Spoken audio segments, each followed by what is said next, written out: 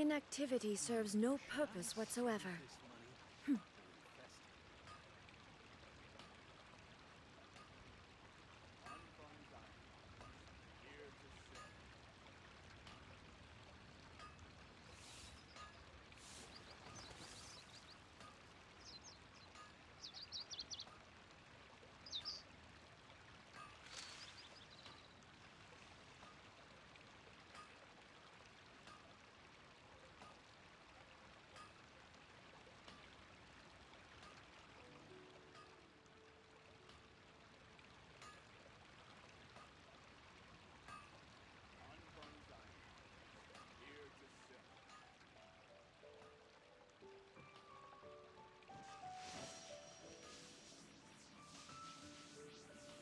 Should I save this money or invest it?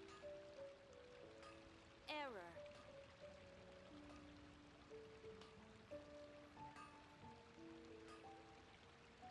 The world remains constant over the centuries, but human life is like the dew at dawn, or a bubble rising through water. Transitory. Think you can last a round against me?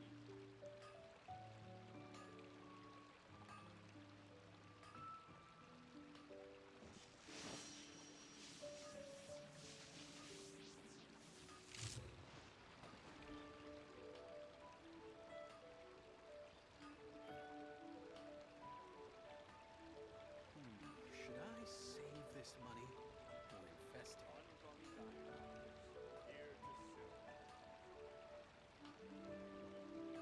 Inactivity serves no purpose whatsoever.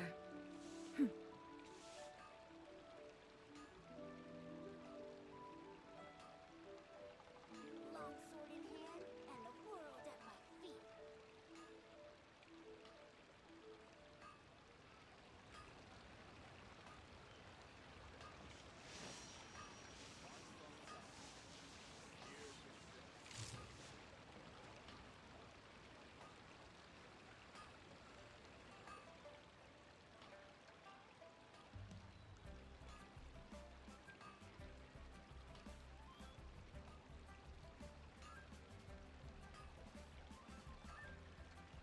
All the world holds Error. dear is but a backdrop of constant motion. Should I save this money? I stand before it, alone and unchanging.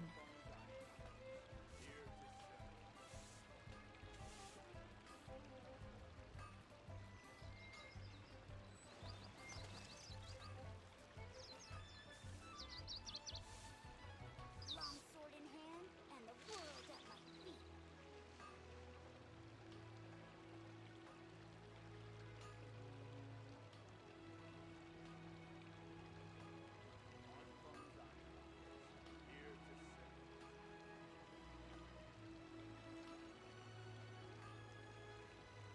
Inactivity serves no purpose whatsoever.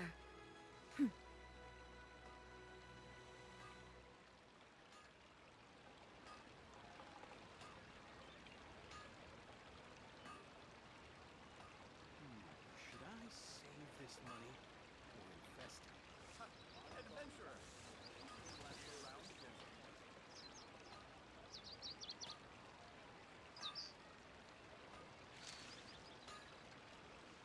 Long sword in hand and the world at my feet.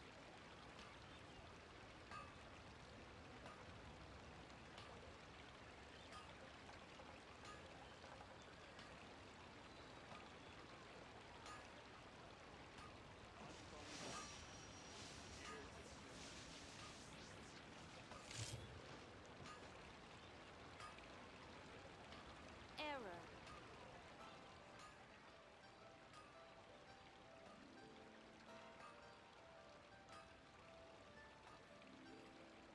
The world remains constant over the centuries, but human life is like the dew at dawn, or a bubble rising through water. Save this money Transitory. invest it.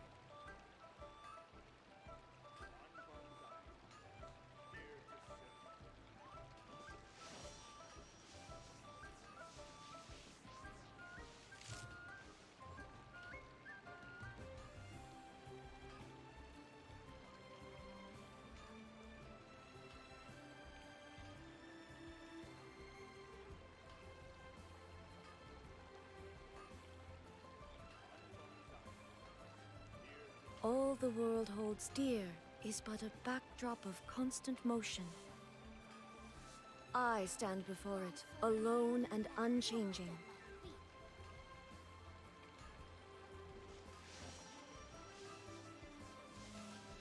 Error.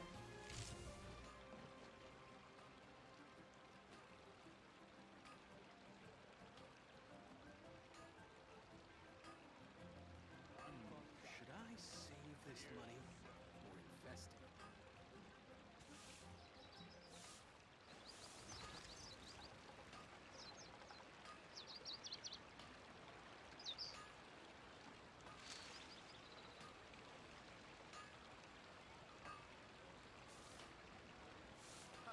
Adventurer! You last around again. On phone's eye. Here to serve. Long sword in hand and the world at my feet. Inactivity serves no purpose whatsoever.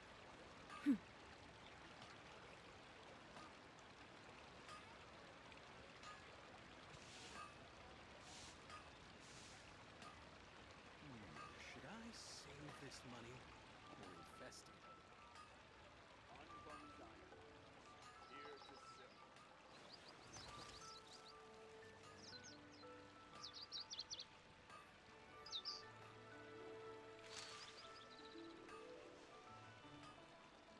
Error.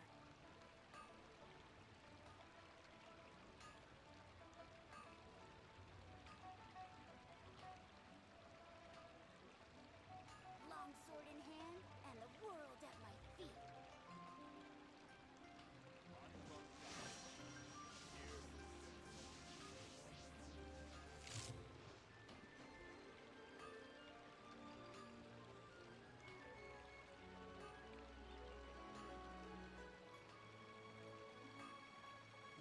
Should I save this money or invest it?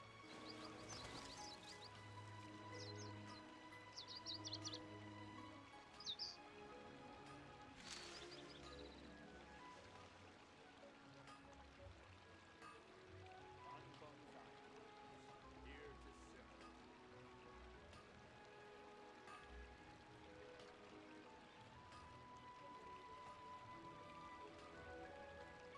Long sword in hand and the world at my feet. Adventurer!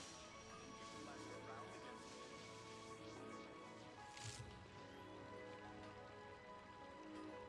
Error.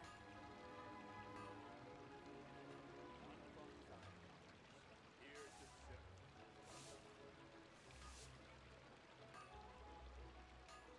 Should I save this money or invest it?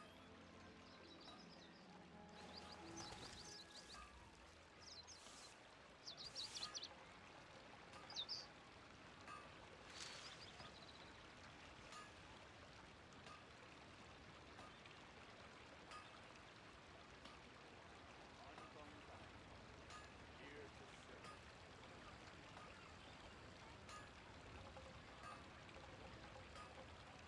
Long sword in hand and the world at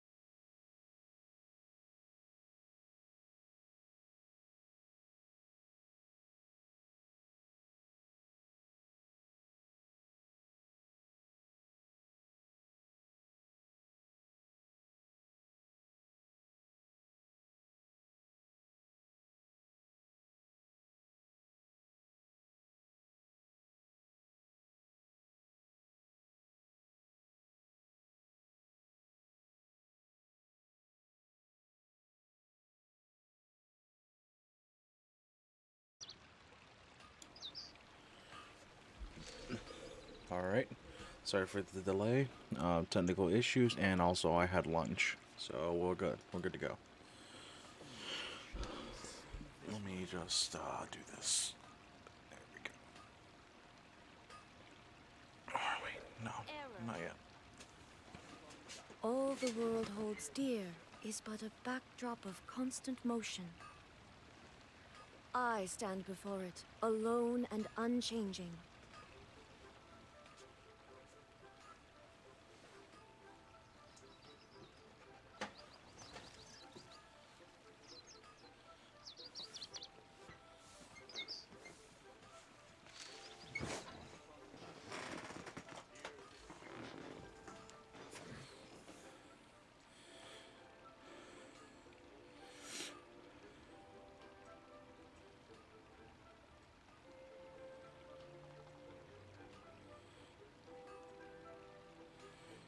Should I save this money or invest it?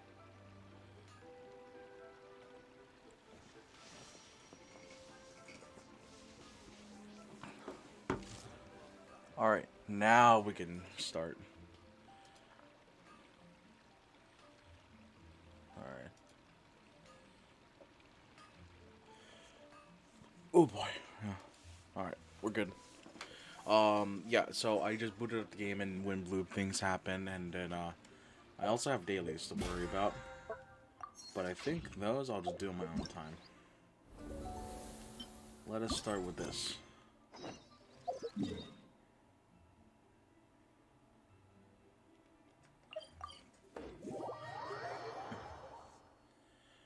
Yeah, so unfortunately Kaz could not make it, at least at this point in time.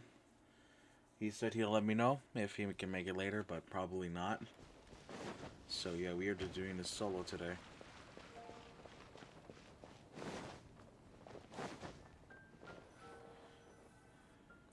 Hey there, Catherine.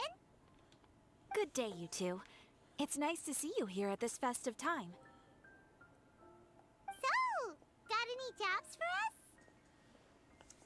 Probably nothing again. I'm afraid I'd struggle to find you any commissions in the near future. Besides the With dailies the I have to arrival of do. the Windbloom Festival, the only task most Mondstadters are busy with is preparing gifts for their loved ones. But it's customary to do this oneself without assistance. Think of this period as the off-season for the Mondstadt branch of the Adventurers Guild. Spring is here, love is in the air, and everyone wants to relax and enjoy themselves. Even the cats at the tavern next door have been getting lovey-dovey with one another recently. Oh no, Ew, no gross. proliferation.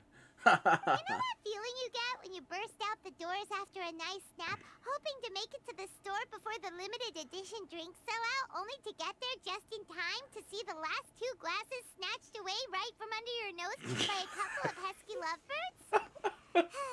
What the That's what fuck? this feels like. Bruh. Perhaps you two could simply take this chance to... Traveler, Paimon, thank goodness I found you.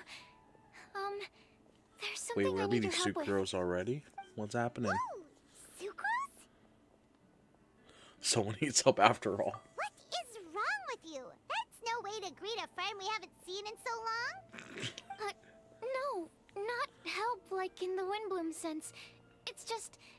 How do I explain? Go ahead, Sucrose. We don't have anything else to do right now anyway. Yeah, we don't. Okay. Here's the situation. I've been appointed as the Windbloom Festival's special ambassador by the Knights of Favonius this year. Oh no. My task is to do good deeds for people during this festival of gratitude and love. Nice one. So how did they decide who to appoint anyway? They spun an empty bottle donated by Angel's Share inside a circle with all our names on it. Whoever's name the bottle stopped at got chosen. Bruh. Arbitrary is an understatement. That just seems think kind so, of too. wrong. But everyone said that it was to make it fair, so everyone had an equal chance to become the special ambassador. You could have used thing animal to is, slightly turn the I'm bottle not great at away dealing with from people, you. So I was Sucrose, really tempted come by it on. at first. But I'm still glad that I got this role. Fair. Luckily, I came up with a way to spur myself on. which has helped. Have a look. What? Is that a test tube? Yep, every time I do a good deed for someone, I get them to breathe into a test tube. That way, I can collect everyone's breaths of joy. Sounds fascinating. Are you gonna use them in your research? Yes. I believe these breaths of joy will serve as valuable raw materials for alchemical transmutation. With any luck, I'll be able to produce something truly miraculous. I'm just gonna make a reference. Darn, now Paimon's hungry. Wait, you're doing this on purpose, aren't you? Sucrose is adorable. Actually, I meant something even more exciting than that. Wait, what? I can't say for sure until I have more test results to confirm my hypothesis, though. Alchemists mustn't make claims they can't live up to. Anyway, I'm still missing one final breath of joy. Oh, is that all you need help with? That's easy. No. Just treat Paimon to a sweet madame. Then you'll get your last breath of joy. Paimon beast. Hey, come on! Paimon's doing her best to help, okay? It's gonna smell like. It's gonna smell like a sweet madame, my dude. More like official or ceremonious or something? No, joy isn't measured in those terms at all. Let me put it this way.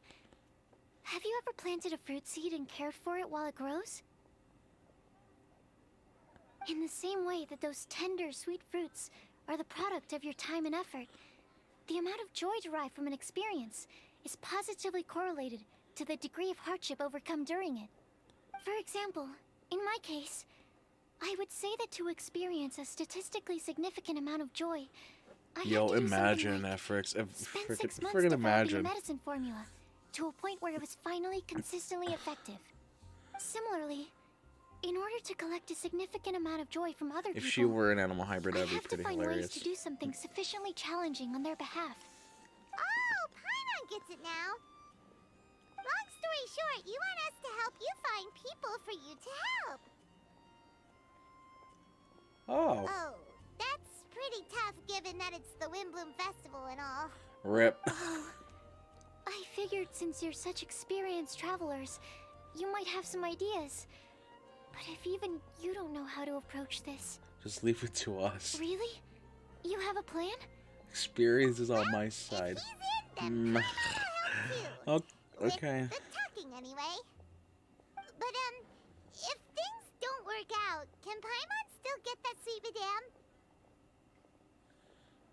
Oh, come on, Traveler. This is a festival of gratitude and love, after all. How could you refuse? So greedy. Excuse me, Paimon. Sucrose? Could I borrow you for a second? Package for you. Yo, Kale. Oh, sure. Kale. I just saw Kale in there. Be right back. It fears. Yeah, she's probably a fox.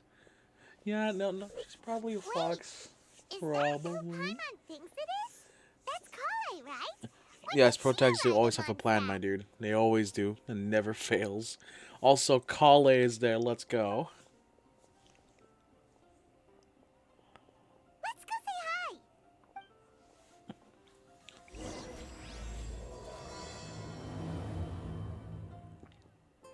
There's there's Sucrose, and there's Kale. Kale! I almost said Elazar lady. No, wait, no, that's Dunya's on. Oh, hey you guys. What are the chances? You were staring into space just now. Something the matter? No, don't worry. She's I'm missing fine. Amber. Where's Amber? Let me pull her out of my. Just Let me looking pull her out through from my Monst's character children's selection book in the screen. Damn souvenir it! shop over there. While I was flipping through it, a piece of paper fell out.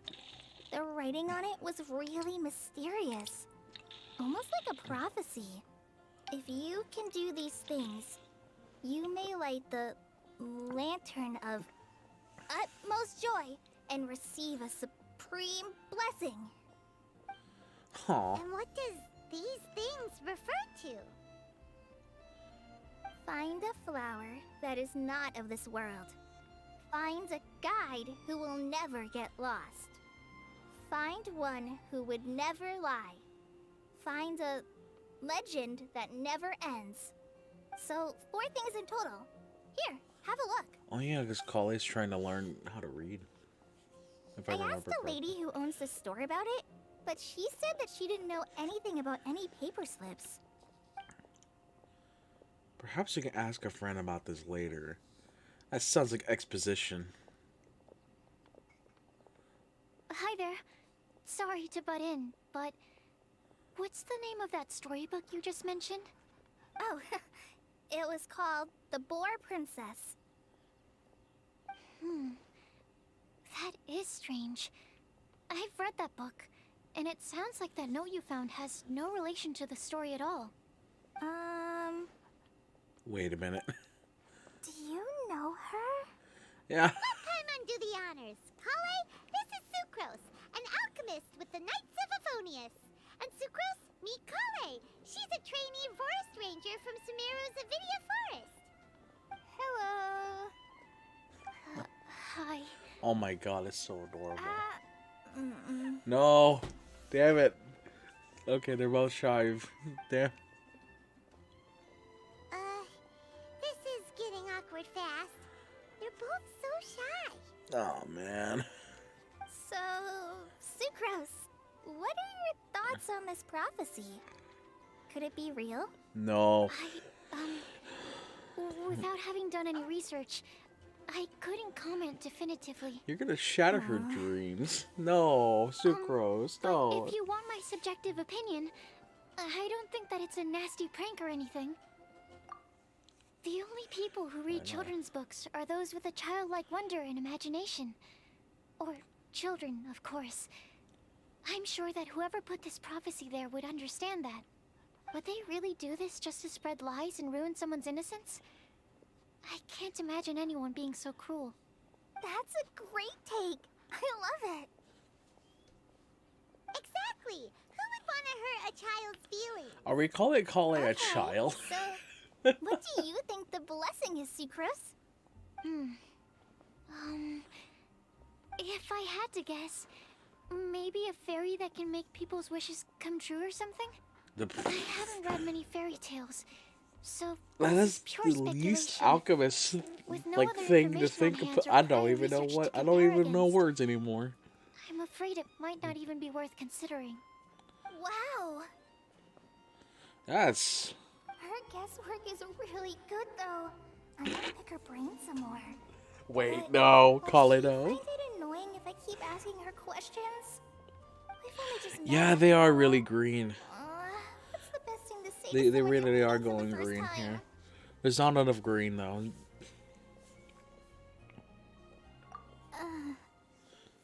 Well, yes. I mean, if possible. We're Then, waiting for a certain what would you rabbit to wish come for, along. Kale? I'd wish for a better personality. No. Uh-huh. Come on. Huh? Why you gotta bring the feels? Dang it. You can't waste it on that. You've got a great personality already. True. That's very kind of you. But if you know me like I do, Kale! There she is. I know that voice. It's There she is. Let's go. We finally have a contrast from all the green. You made good time, huh? You're way earlier than I expected. I spotted your green hair way off in the distance. Good thing my eyes are sharp, or I'd have missed you. Amber. Have you been doing well? Did you finish all the pita pockets I brought you last time? You bet. They're getting yummier Oh, yeah, I each time forgot you she make always them. makes those. Huh? Wait, remind Paimon, have you been to Mondstadt before? Stop hitting me with facts, Alfrix. Stop it. A long Pain, time ago, agony, you're causing I had all of a lot it. of help from a lot No. of people here in Mondstadt. So ever since Why my must you hours make aren't me get better, suffer? I've been looking out for an opportunity to come back to Mondstadt and tell them all the news that I've been cured.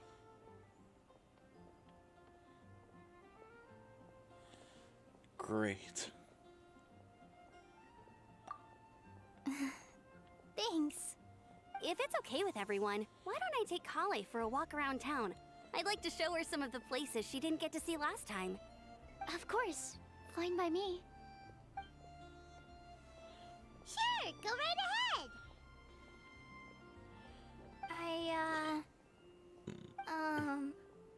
Sorry, Amber. I agreed to meet my traveling companions by the city gate in a few minutes, so I can't go with you just Alfred. yet. What? How do you say your name that In that I case, cannot you tell? guys go rest up, and I'll go see Master Jean to ask for some time off. Oh, okay. Look, man. Traveler I have. Sucrose, could you look after I Collie cannot for now? read your. I'll come get her later Eh, and take her out. There's still a whole if bunch of people I need I- to introduce her to. Type it Sure, type it into no the problem. type it in the message. How am I supposed to say it? Because honestly, I don't know for the life of me. That Awesome. no See you offense to your later, then. username, it's just an issue with me. It's a skill issue on my part, man. I can't read. You alright there, Collie? You look kinda disappointed. I'm sorry. I'm just feeling a little shy today. Don't worry about me. Amber wants to introduce me to more of her friends. Am I gonna be able to cope? Bruh, no. I've only met Ephyrex. people so far, and I'm already struggling to make conversation. Oh, okay, I see. My bad. That is my bad. Make friends with people. It's nearly time. Let's go to the gate and see if they've arrived.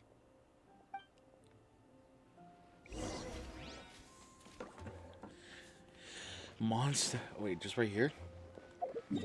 Oh no. Oh yeah, it is right there.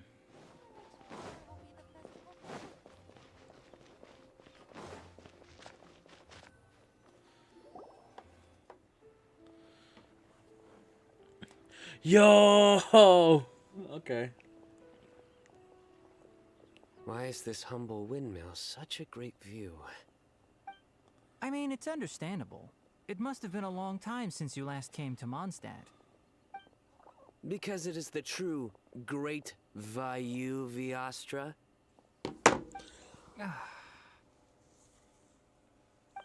Oh, come on.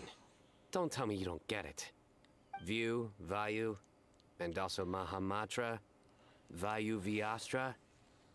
No? Oh, hey Neptune, how's it going? Kainari, Sino, over here! Whew, am I glad to see you. Oh man. Fox boy. And who's this young lady? Master, this is Sucrose, an alchemist with the Knights of Favonius. We just met. Fellow foxes meet. Sucrose, this is my teacher Tainari. He's a highly respected forest watcher in Sumeru, and he's also a very famous botanist. Bruh. He's exaggerating. I'm Tainari. Pleased Yes, to that meet is a good description for Tainari. So you have a teacher as well. The pleasure is all mine, Tainari, sir. Yep, he's extremely knowledgeable too.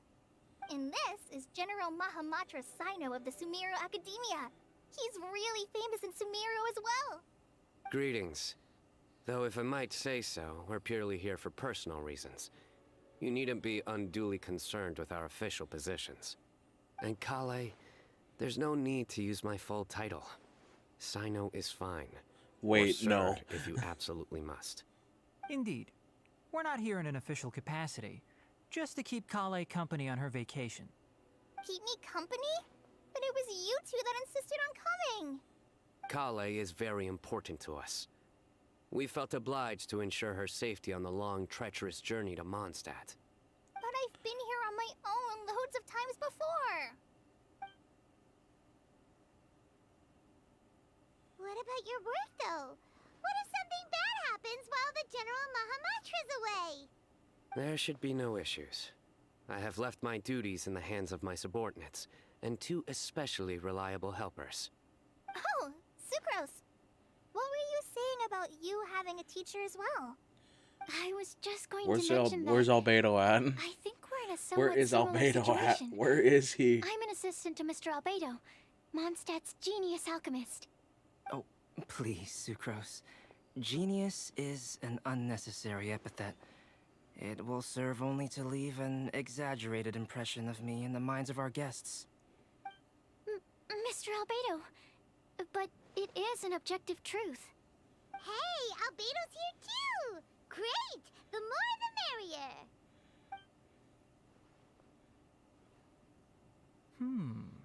So tell me, Sucrose, since your specialty is bioalchemy, what do you know about the antitoxic properties of the calla lily? Wait! What? Are they just gonna nerd out? Off on a nerdy topic for now. Paimon doesn't want to be left out. No! Oh, as it happens, Yeah. I've studied the calla I quit. lily in quite some detail before, with it being a species native to Mondstadt. I wrote a whole report on my findings. Never mind, If you're interested, Mr. Tainari, sir, I can go get it for you. Even Saito's had enough. To be here on vacation, and you're already thinking about how to improve your herbal medicines? Also, I thought we'd agreed to take on new identities for this trip. What new identities? Oh. Mine was Well, thanks for Adventurer tuning in, Saito, even for a bit, skilled Neptune. It's desert appreciated. explorer. Tainari's was technological consultant to the treasure hoarders, and Kale's was traveling musician.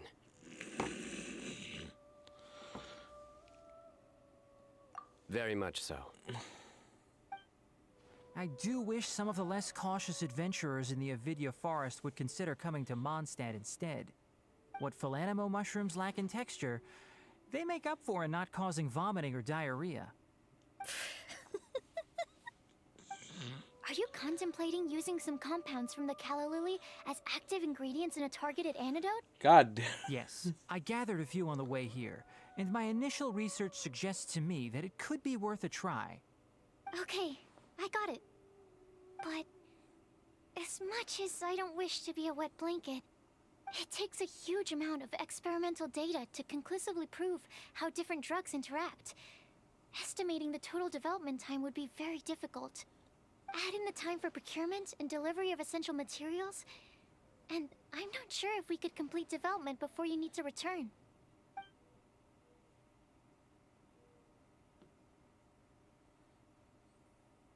Then please, allow me to help. Mr. Albedo, Apologies for my tardy entrance in the present discussion. I understand you're looking to make an antidote for poisonous fungi, correct? If you happen to have some samples with you, or relevant documentation on hand, perhaps you might give me the chance to review them later. But before that, I invite the three of you to look at this. Bruh.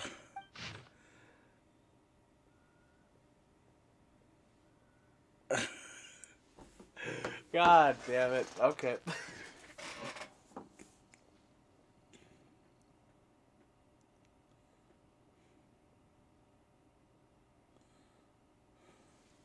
God. Oh wait, I actually need to read this. Nah, screw reading. Forget that. Forget that noise. I'm gonna just take a quick photo because I can't be bothered to read. There you go. Food and lodging arrangements? Were you quietly writing this up the whole time? Paimon didn't even notice! God damn it. Hardly. Rather, I should apologize for interrupting a serious discussion between trained professionals, especially after they've traveled so far to be here, when I myself am neither an adventurer, nor a technological consultant, nor a musician. Nevertheless, I would encourage you to have a knowledgeable local arrange your detailed itinerary while you're in Mondstadt. Take a look. And should you find anything here to be objectionable, it can easily be adjusted. This is too kind of you. These arrangements are quite excellent. It looks great! Even Paimon feels like tagging along for the food and board.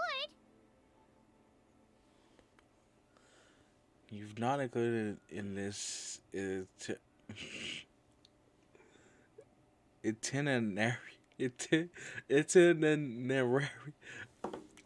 Being exposed for being terrible in English despite it being the only language I speak. Very comprehensive. The adventurer, technological consultant, and musician all approve. Thank you. Oh god. Just one thing. We'd like the chance to cook as well. Why don't we change the group dinner to a camping and cooking trip? I'll help pitch the tents. I can help too. And Paimon will take him to Good Hunter to order some starters. Mondstadt's cold cut platter is not to be missed. I'm looking forward to it already. Damn, y'all Then really it's just decided. crashed my stream. Well, hello. Sucrose and I will bring the three of you to your inn for a quick rest. You two, let's meet by the lake this evening.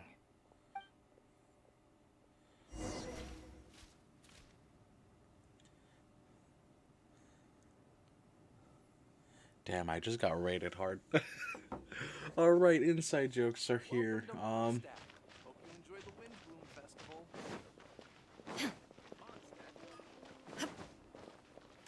Ad Astra, I went. I am sorry. I clicked the wrong commission. Clicked the wrong button, damn it. Alright, we're here. Yes. Hey, Sarah, can we have a cold cut platter to go? Sure, coming right up. Would you like anything else?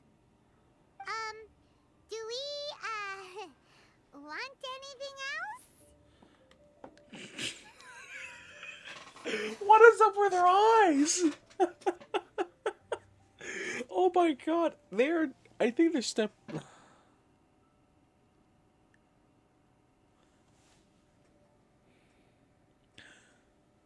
Felix, I hate you. That is an inside joke. That is an inside joke, my dude. Bruh, why do you do this to me? Ah! Yay! So you do remember after all! You What the did hell was up with best. Paima's eyes during that? Paimon will give you the sweet flower from that sweet madame as a wind bloom. Just don't ruin your appetite later. No If need Felix, worry I'm going about to that. destroy you. To make room for good. All right, just a moment. Holy shit, how did I not Y'all look different. Oh, that was great.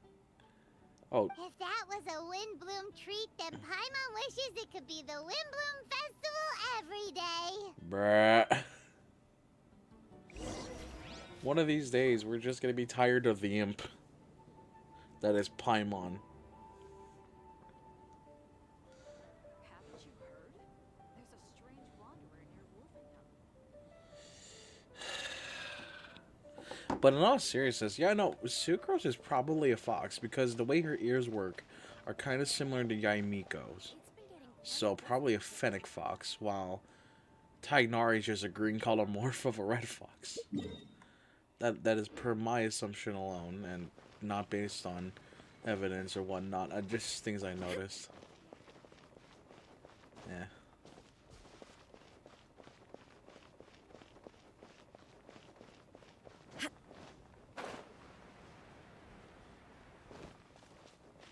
Am I heading in the right? Yes, I am heading in the right direction. Hey, here we are. Just gonna... You know, Felix, why you gotta do this to me? Why you gotta torture me like this, man? Come on.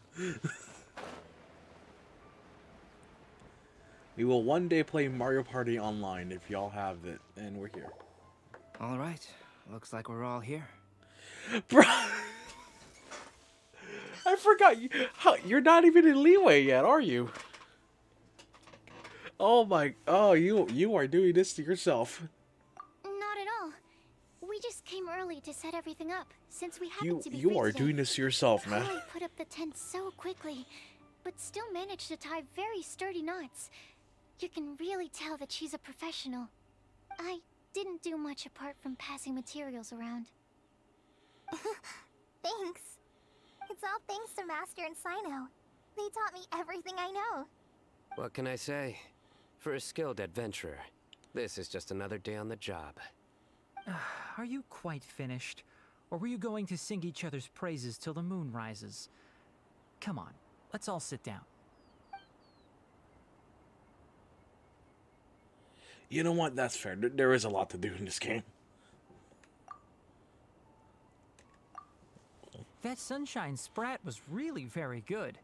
I didn't watch you cook it, but I believe that the prominent umami flavor of the dish owes itself to more than the fish alone.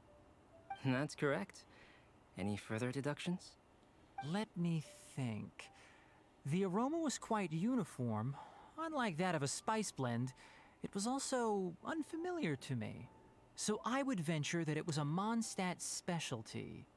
As far as edible Mondstadt plant species are concerned, calla lilies are usually used in soups. So if I had to guess, small lampgrass?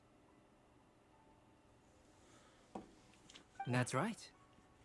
So many I've things. long heard that Sumeru's fish with cream sauce is noted for its gentle texture, which brings out the tenderness of the fish.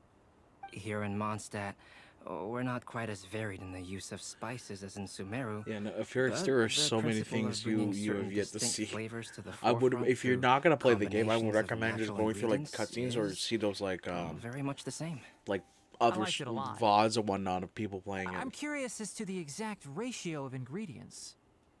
I'll write a copy of the recipe for you. Would anyone like to try the nutrient-dense meal I made? I'll have some. What about you, Kale? It doesn't look like you've eaten very much. Is your appetite low at the moment? No. I just don't eat a lot normally. Oh boy. And there goes Sucrose. Sorry. I didn't mean to make things awkward. Tainari, while we were on the road, we spotted something white, walking on two legs. Was that Paimon? Which day was this? Just after passing through Stonegate. Sino, are you sure your eyes were working that day? Or maybe your head was blocking your vision? The expressions are getting better with this game. There's no way she'd ever walk. Is that right? I thought that you'd made me snacked on too many local ground nuts.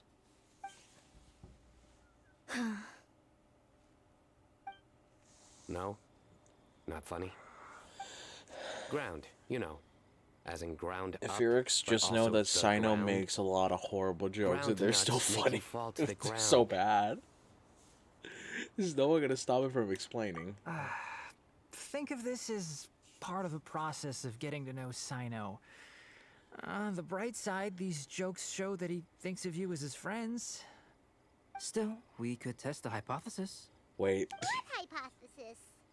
That plant species indigenous to Mondstadt may have an effect on the motor functions of flying lifeforms. Hey! Paimon's not your test subject! Anyway, by your logic, wouldn't that mean that eating, say, Zaitun peaches, that would make a sick Paimon peachy in no time or something? I say we put these theories to the test. Hey! Not you two! I think the Traveler and Paimon's conversations are more entertaining than Sino's jokes. I see. You must have been keeping quiet about this grievance for quite some time now. You seem much cheerier now that you're here in Mondstadt, Sino. Actually, feels like you're a completely different person. That's because I'm Sino the Adventurer. That's not funny. It's not? In fairness, you only saw him in his work mode while you were in Sumeru. He's actually like this most of the time when he's in a good mood. Yep, it's true. Sometimes when he's eating, he'll grumble about how the bowl is too shallow for the amount of food it contains and other random stuff like that. I understand. What conversations? Then allow Explain. me to reintroduce myself. Before, you knew me as General Mahamatra Sino. Now, please see me as Sino the Adventurer. Yeah, so that's another thing he does. He'll keep repeating something he thinks is funny until you stop trying to resist. So you have two different mental states? Almost like different phases of matter. Interesting. I want to learn to do that too. That moment when I think Sucrose in is your already case, like that. The two states we would end up with would be highly conscientious sucrose and stupefied sucrose. Yep. Oh, by the way, was there any reason in particular that you chose Mondstadt as your destination? So there are on this points in the game occasion? where Aether has voice lines, Lisa once told me that the Windbloom but Paimon's Festival kind of is like one the of Mondstadt's speaking biggest piece events for of the year. traveler. I wanted to take this opportunity to give everyone a Windbloom as a token of my heartfelt gratitude for everything they've done to look after me. Plus, it was a good chance for Kale to get out and meet some new people. Yeah. Kale, Lily. They're like, Windblade! Kale's Windbloom. Something, I don't know. Maybe she should call it Thunderblade a or Kale whatever. Lily. It sounds very Mondstadt. They do have voice lines, just in story context they rarely speak. There are moments where they do speak though. I will say that now. But somehow it doesn't sound as nice. God damn it, Sino. Moving swiftly on. Wow. He just completely ignored the joke and carried That's on what the you hear when you're conversation. in game, but if you go to the character Sometimes profile that's the only way in game, forward. they do have a lot more voice lines. Sumeru's been through some Maybe major after changes this little recently, cutscene, I and can things at work probably have only just showcase that started to you calm real quick. down. I don't get many opportunities to take a vacation, and this was a chance to join Kale on her trip while True. also learning a few things about Mondstadt's flora and fauna that I'll be able to pass on to my peers and students on my return. Two birds with one stone. How about you, Sino? I came to ensure Kale's safety. That's just an excuse. Plain and simple. Ha! Get called out. She looks angry. Also, there's the matter of a Genius Invocation TCG custom-made card back. Aha! So you did have an ulterior motive. Have you all played Genius Invocation TCG before?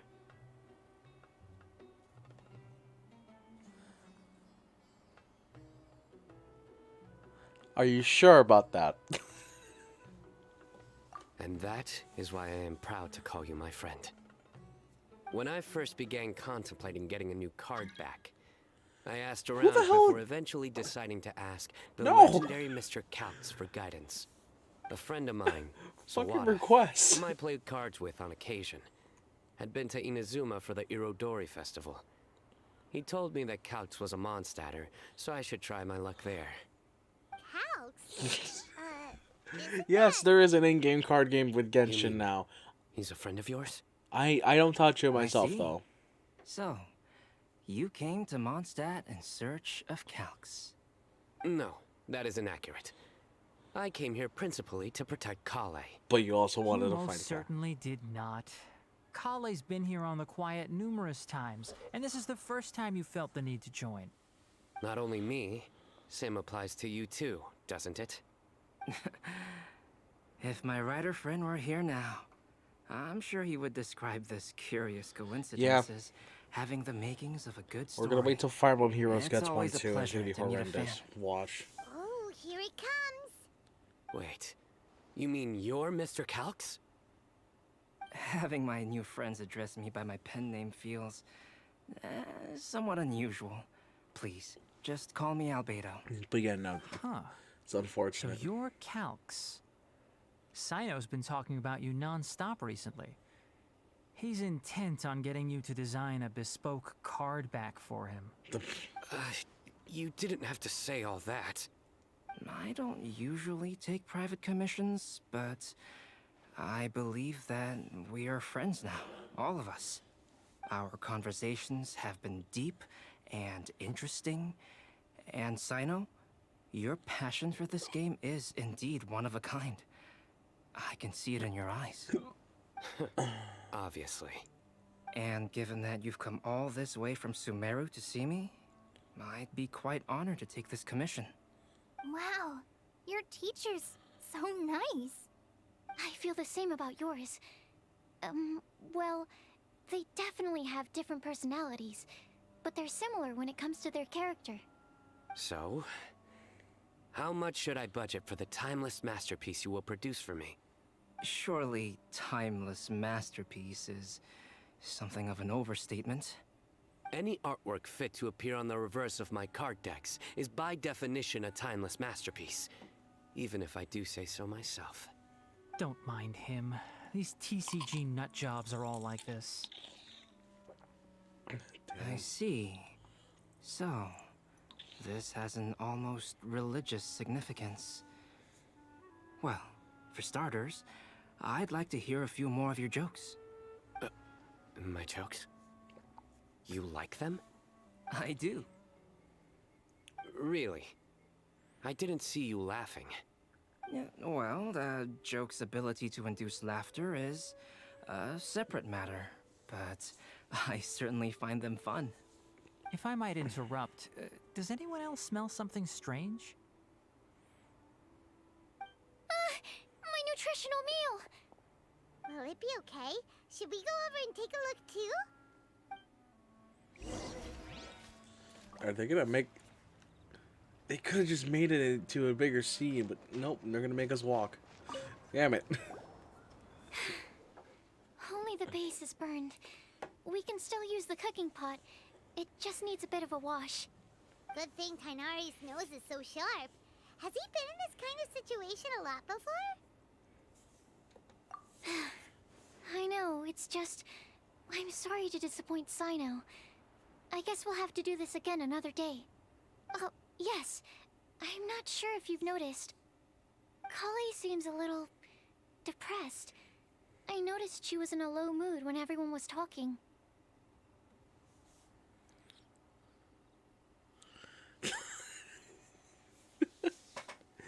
Paimon's emergency rations. That's the thing, though. Well, I guess the emergency is that the food might have gone bad, so they kind of have to eat Paimon now. Remember that note she received? I was just thinking. I want to try solving this riddle and giving Kali the chance to accept the blessing. She can hear you, Sucrose. Oh, yeah! She's someone who needs your help. Exactly. Sister, Christ, Paimon. Maybe is she'll be right willing there. to breathe into my test tube. But anyway, that can wait. Breathe into the test As much as I'd tube. like to make progress in my research, I'd prefer to see her smile. Aww. We'll help out too. Breathe in the test You will? tube. Let's Then just... tell me, honestly, do you think that this prophecy is for real too? I know, I can find out. Uh-huh. Right. Are we gonna find Venti? Alright. Let's meet at the We're gonna alchemy find the crafting bench in femboy city. Archon. I've got some thinking to do in the meantime. We're back. We're gonna find the boy wife. Oh, we're not gonna find the boy Oh, wife. what a shame. You just missed a joke about windmills. Stop, please. I don't need to hear it a fifth time. That bad, huh? Well, now Paimon really wants to hear it for some reason. Didn't you say you want to see the Dragon of the East at some point? When are you going? Tomorrow morning. And you? What are your plans? I'll go into the mountains to have a stroll and collect a few plants as samples. Oh, perhaps I could join you? I'll be looking for inspiration for these card back illustrations. Found you! Eula and I Amber. knew I was onto something as soon as I saw the fire.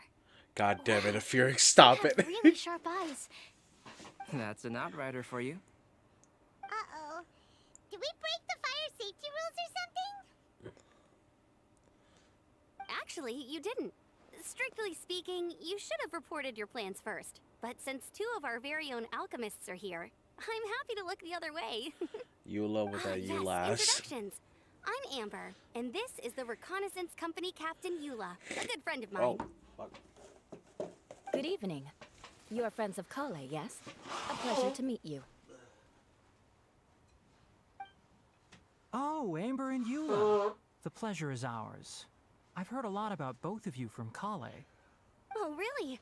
All positive, I hope. You asked that last time too. Of course it was positive. I'd say. We hear the latest news about you every time you write to Kale. Glad to know we've made a good impression so far. Anyway, we're just here to collect Kale, so don't let us interrupt your chat. Come on, Kale. We're gonna take you to check out a few scenic spots. Okay. I'm going to destroy you. Still as high energy as always. You know Amber? Yes, we've met. She's Kale's most important friend. And for that, we are also very grateful to her. That's Amber for you. Her outgoing personality means she can make friends with just about anybody. It's getting late, and we still have a lot lined up tomorrow. I suggest we all head back and get some rest. All right, I'll start packing up.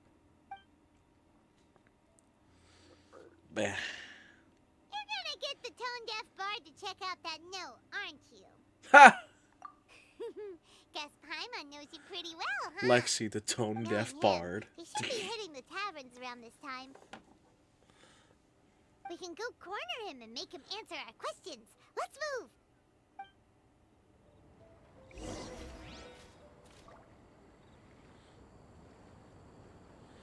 Angel share. Oh, we're going back there.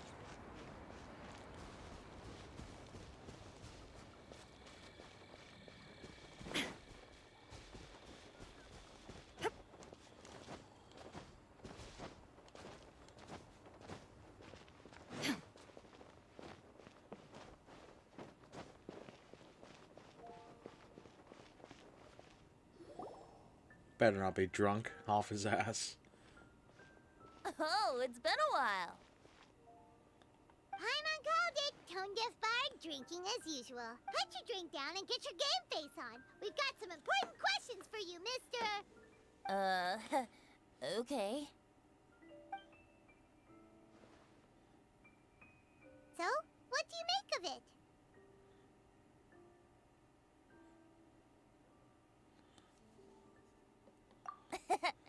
Aren't you forgetting something? It's the Windbloom Festival right now. You can't just go around asking people for help so blatantly. Fucking hell. If you won't tell us the answer, could you at least tell us if this thing's worth a shot? Sounds to me like you want a hint or two.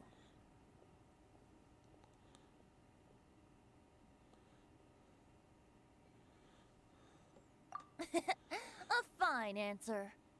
The person who wrote this prophecy is very powerful. If you manage to solve the riddle, good things are sure to happen. Also, I happen to know where this lantern is. Once you've found the 4 things, I'll even write the location down for you. Isn't that generous of me? Whatever.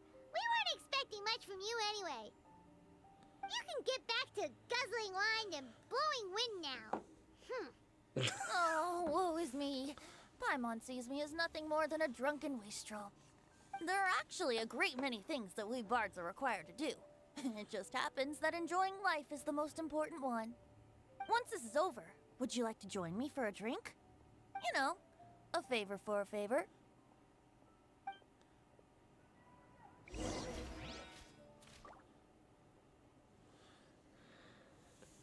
Okay. Honey, where's Sucre's at?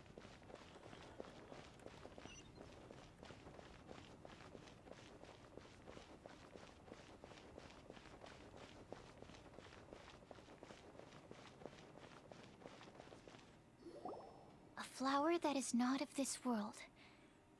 Not of this world. Sucrose! We've got some good news and some bad news. Which would you like to hear first? Let's have the bad news first, I guess. Huh? Really? Don't most people usually want to hear the good stuff first? Just get to the point. Bad stuff happens All right first. then. Basically, we went to Windrise to divine the breeze. The wind said that the prophecy is real and that your idea is a really good one. That doesn't sound like bad news. So what's the real bad news then?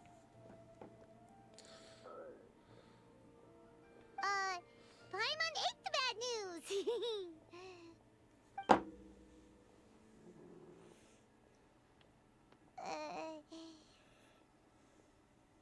Blame Sino. If it's not funny, then it's his fault. It's fine. Well, that puts my mind at rest. Now, back to the other issue I've been mulling over. I was thinking about the flower that is not of this world. It could mean a human-cultivated variety that doesn't occur in nature. But that's basically claiming that it doesn't come from this world in the first place, when actually it's just a variant of an existing breed. So, the initial question is, can the flower's origins be traced back to a natural organism? If so, it cannot be correctly described as not of this world. Sucrose, I But think then, you're overthinking it. You're suppose if going we too identified literal. Something outside of that category. Whose job would it be to decide whether it belongs in this world or not? Then the question becomes, do of this world and from this world mean the same thing? Or is it deeper than that? Whoa, whoa, slow down! Paimon's head is already starting to spin. Bruh. Okay, I did have one other line of thought as well. What about a flower created using alchemy? Would that be not of this world? Albedo did make something like that once. Albedo may know the answer, but asking him right away would be like asking the teacher for the answers to your exam paper. It would render our search for the truth meaningless. I'd rather try and figure this out for myself. Could it be the wind bloom? Oh, now that you mention it, that's definitely a possibility. The wind bloom doesn't refer to a specific flower. Everyone defines what it means for themselves. In which case, the wind bloom doesn't exist in reality. This does seem like a promising direction. Oh no. I've made a note. Okay, Oh I no. better go read She's up on gonna this. she's gonna overthink it. Hey, No. Paimon was actually useful this time. Guess we have that sweet madame to thank, huh? Even a broken clock is right twice a day. I'll need some time to prepare. Could we meet up here in, say, 2 days' time? Sure thing. In the meantime, we'll also think about the other 3 riddles in the prophecy. But, since we're really going for this now, shouldn't we say something to Kale about it? I originally wanted to leave it as a surprise for her. And I also didn't want to get her hopes up over nothing. But you're right, Paimon. I'll need to be careful how I word it. But I'll try to find some time over the next couple days to mention it to her.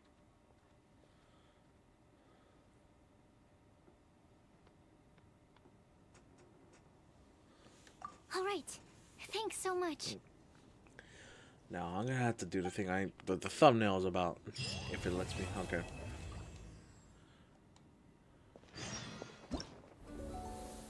Oh god. Oh, I got pre-mounts out of that. Let's go.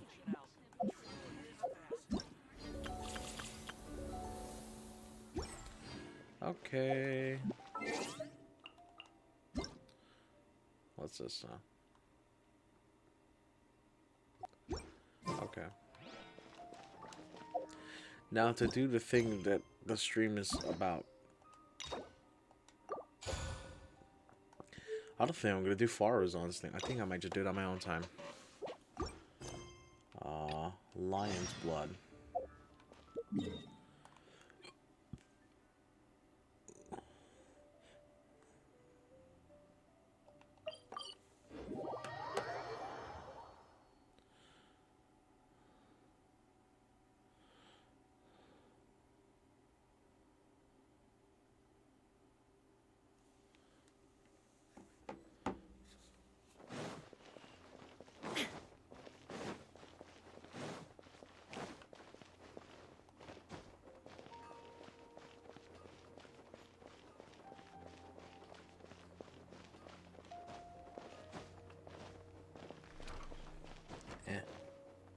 Alright, more story time. Paimon's trying to remember.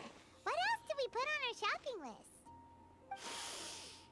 Oh, what a mouth-watering smell.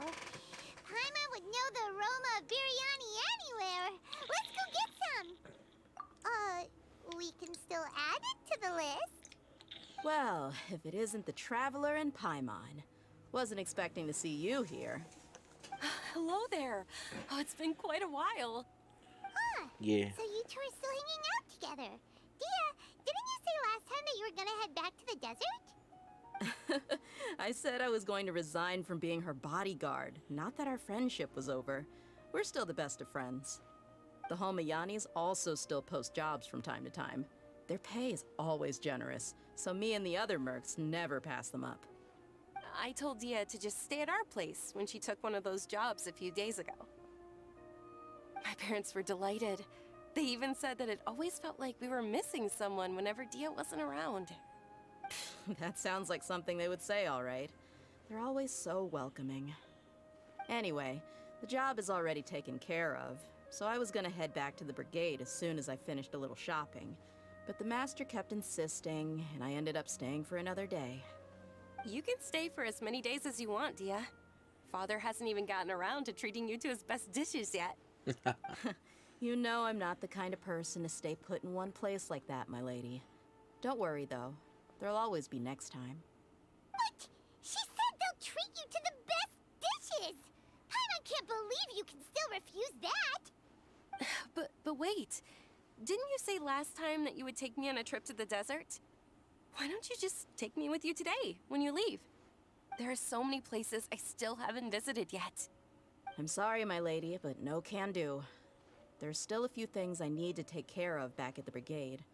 Besides, the desert hasn't exactly been the most peaceful place lately. Oh, come on. Not this again. That's also what you said last time and the time before that. Agony. I know, I'm sorry. Just give me some more time, and I promise I'll plan the best trip ever for you. All right, fine. To be perfectly honest, it's not that I wanted to go, it's more like I feel like something is off about you lately. Ever since you first set foot on the estate a few days ago, you've been acting anxious and even paranoid. Have you been delaying our trip because you've run into some kind of trouble? Nah, are you kidding? You're worrying too much. That's a lie. Would you swear on that? Friends shouldn't lie to each other, you know. I wouldn't pry any further if you're willing to swear on what you just said. But if something really is bothering you, then just tell me. You know I'll help you however I can. Oh, looks like Junior's was onto something. You're too perceptive, my lady. Seems I can't hide anything from you. Bruh. I just thought that nothing good could come out of telling you about the messy happenings of mercenaries. Knowing too much only leads to more trouble. Mercenary life is a dog-eat-dog world where Mora reigns supreme. Everything operates on a completely different set of rules. That doesn't change anything about what I just said, though. We're still friends, and I can only support you if I understand what's bothering you. My lady, you're not gonna stop until you drag it out of me, are ya? All right, I'll share what I know. Let's go somewhere else first. Bruh. This isn't exactly the best place for a discussion. Okay, let's talk here. Just try not to draw any extra attention. As you may already know, the Eremites have both a lot of mercenaries and a complex organizational structure. Many mercs are no different than me, just going around looking for jobs. Alright, take care, Felix. I'll see you later. My brigade is called the Blazing Beasts. We're not a large group, but every member is loyal and brave. However, not all Eremite brigades are like mine. Some are willing to cross all kinds of lines for the sake of Mora. The most notorious is a faction known as Deshret's Relics. Deshret's Relics? Judging from the name, they must really look up to...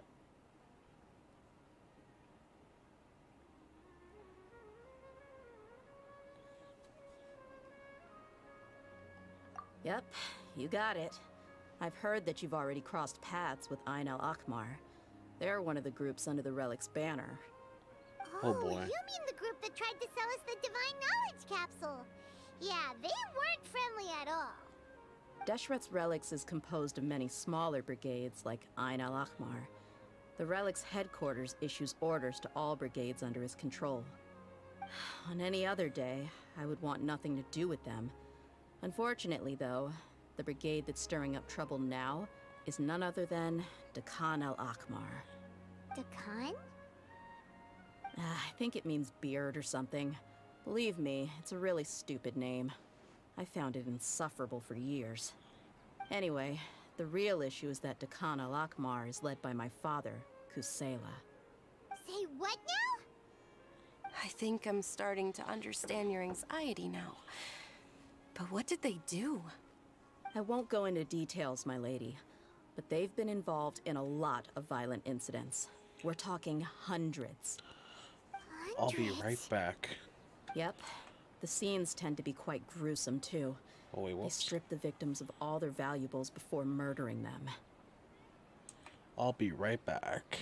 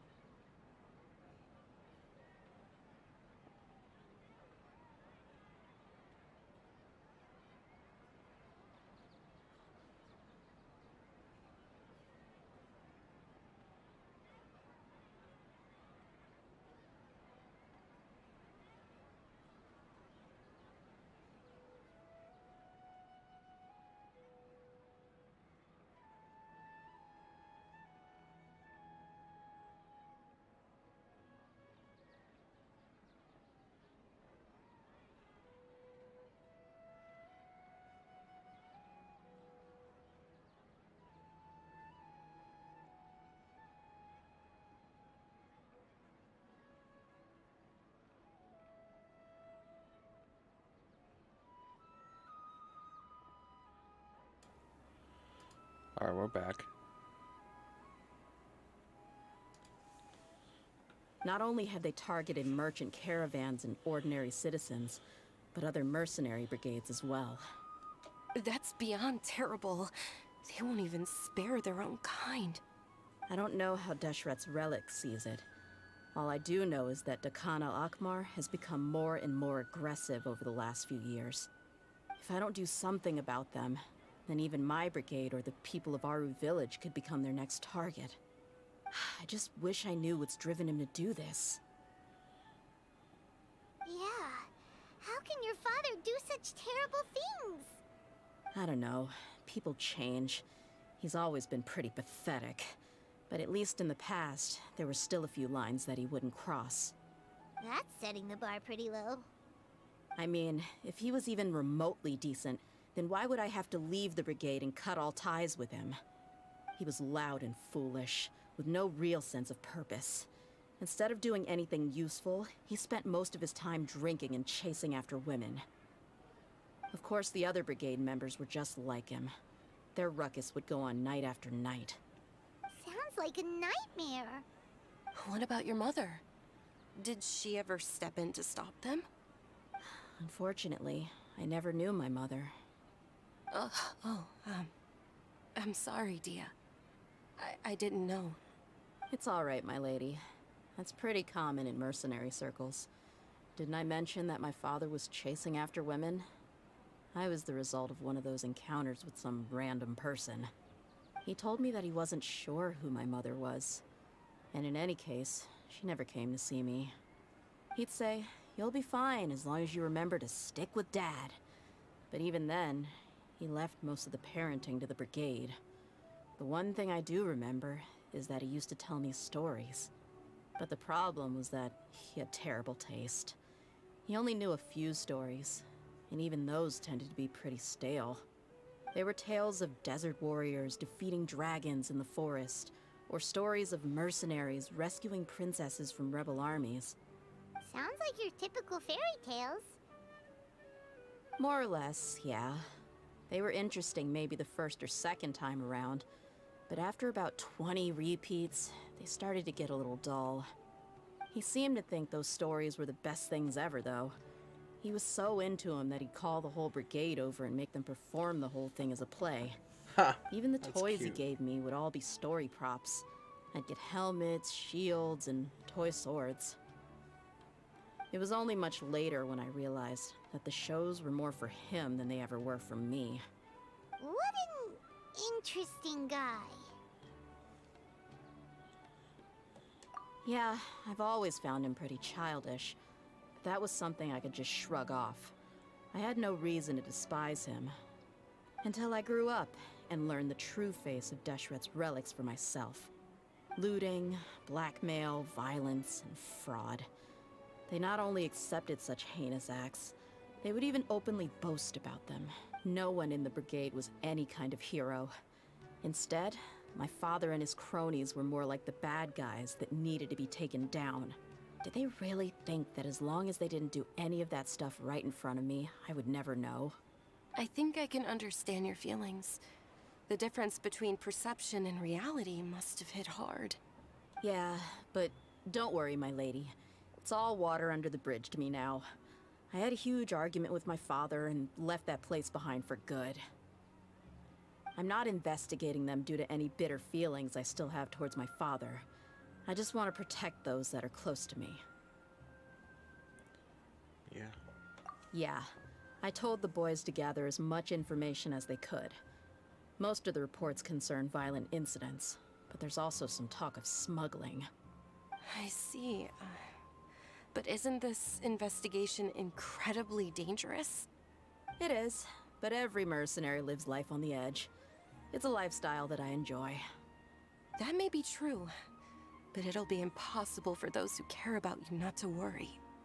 Well, now you get why I didn't want to share any of this with you. What should we do? They both have valid concerns. Oh, we're going to the desert. Oh no. Huh? But there's no need for you to get caught up in this mess too.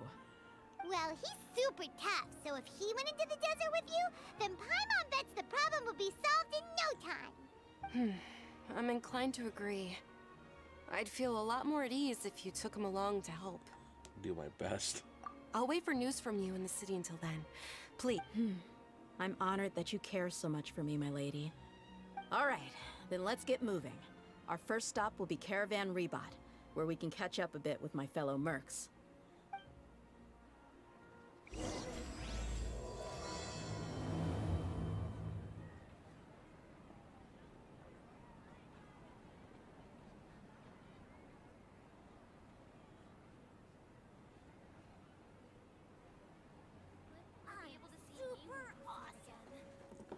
Caravan Rabat.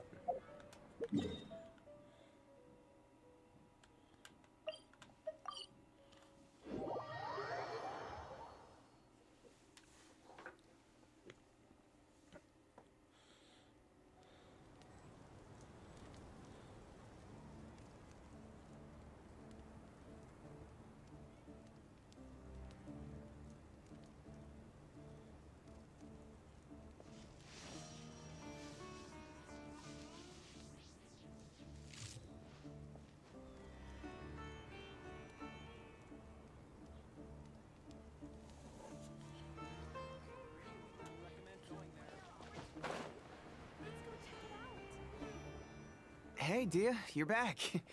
Are these two friends of yours? Oh, so you've already become like one of us then?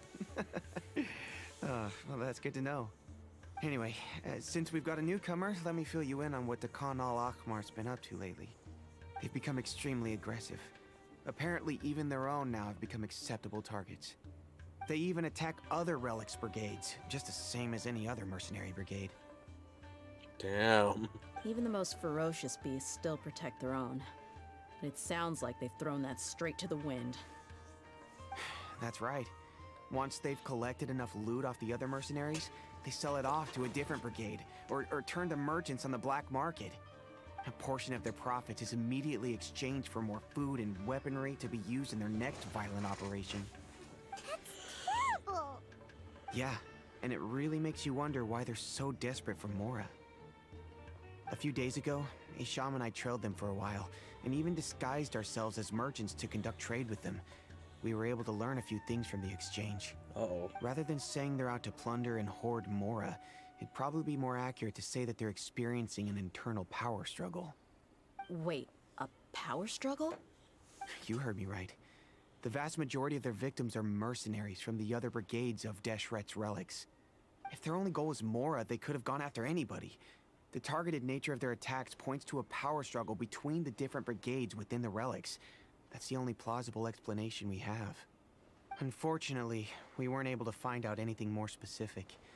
It seems they're also trying to keep things under wraps. Oh, one last thing we discovered was that over the past few years, as the Khan al-Ahmar became more and more active, Deshret's relics as a whole became a lot weaker. It sounds mighty strange to me too. Harun, you can leave the rest of the investigation to us. Gotta say though, I didn't expect you to go on a whole undercover mission during the few days I was gone. Sounds like you were really putting your necks on the line, no? Nah, it was nothing. We're just as concerned about the situation as you are. The Khan al-Ahmar is your father's crew after all. What he said. Besides, Dia, haven't you done more dangerous things than all of us combined? What we did is nothing compared to your experiences. Oh, who's talking Yeah. now? And while they went to talk with Khan al-Ahmar, I took a look at the last camp they attacked. Any survivors of the attack were already long gone. There was nothing of value left in the camp. Ah, Hisham and Khalaf. You're here too. We rushed over as soon as we saw you come into Caravan Rebot. Although this new friend of yours looks a little green behind the ears, I'm sensing a special vibe from him. A little green behind the ears. Now that we know you'll have a capable partner with you, we can also rest easy. Hey, what about Paimon? Feel anything special? Oh, you're also planning to tag along with them? Of course! Paimon is the traveler's most important guide. Wherever he goes, Paimon will follow. Even though she's done not much. In that case, then you'd better take care of her too, Dia. Don't underestimate Paimon! Don't worry about her. She may look tiny and helpless, but she's been through just as many battles as the Traveler here. Even if she had only survived on sheer luck, then that alone would still make her quite formidable. I had no idea. I guess I shouldn't judge by appearances. Oh, one other thing, Dia. When you're free, why don't you update the deputy about your upcoming schedule? We held another recruitment event a few days ago, but everyone only came to see the Flame Main. You weren't around at the time, so people were pretty disappointed to only find our crew of rough, unkempt guys. The deputy put a lot of effort into the event, but it was basically for nothing. Only a few people chose to stay, and that really got to him. Damn. Sorry to hear that. I'll be sure to bring him some great liquor next time. I left in a hurry and I couldn't make it back in time for the event.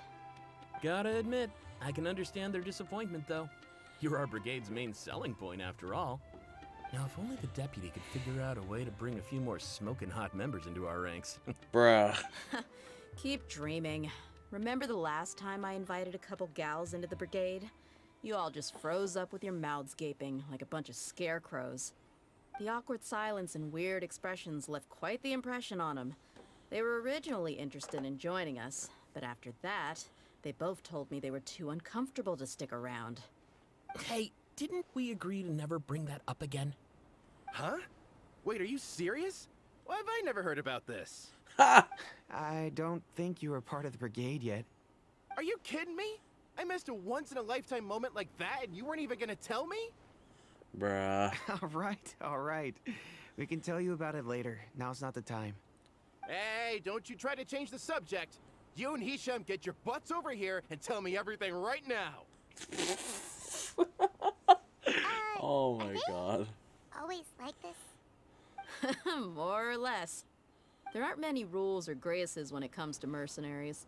We're used to just speaking our minds. If someone starts getting under your skin, you just yell right back at them. And if that doesn't put an end to it, then you just challenge them to a fight. But we also don't tend to take many things too seriously. Being direct and getting it all out of your system as soon as things come up is better than keeping everything bottled up, never talking about it. That's also why I never spare their feelings when I talk to them. If I want to laugh, I'll laugh. If I'm angry, then I'll unload on them. It's hard to stop once you get used to it. Though, I can never do that when I'm with the Homayanis. Hey, knuckleheads! Can you at least tell me the rest of the intel before you go back to your bickering? Yeah, you hear her, Holof? Told you we gotta focus on the investigation first. I drew up a map. Right here is the spot. There you'll find the merchant caravan responsible for getting rid of Dakan al-Akhmar's looted goods. All you gotta do is wait and ambush them in the evening. They'll have no idea what hit them. Perfect. Thanks for that. Be sure to pass my regards to everyone else in the brigade as well. Will do. You stay safe, Dia.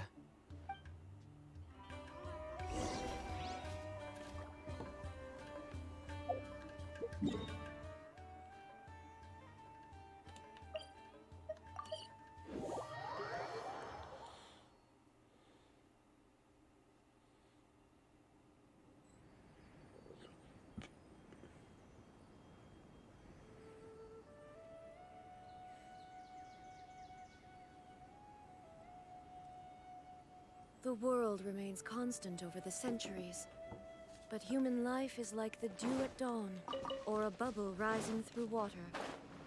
Transitory. This should be the place. Let's find a spot. It's gonna come down to a fight one way or another, so let's all be careful. No need to worry. He knows his way around a fight. I'm not worried about that. What I meant is that we probably shouldn't go too hard on the enemy. After all, we still need to get information out of them.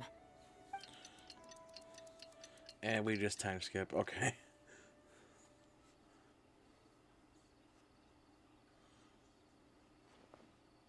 Here they come. You ready? Let's not give them a chance to react and end this quickly. Hey. I know we gotta use Dia, but at the very least. Illusion shattered!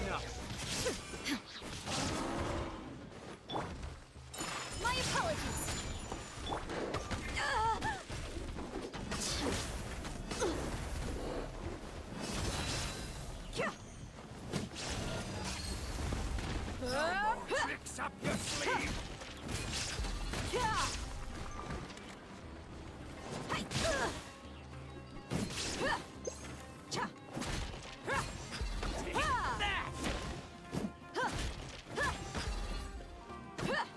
Buckle up!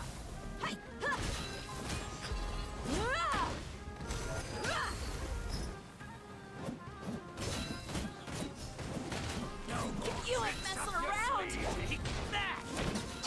There is no escape! Ha! Ha!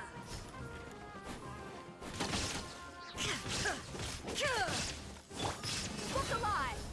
Here!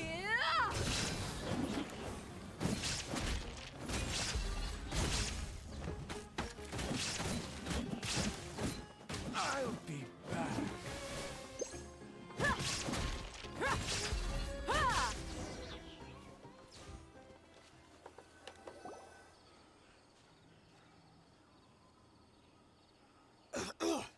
Huh?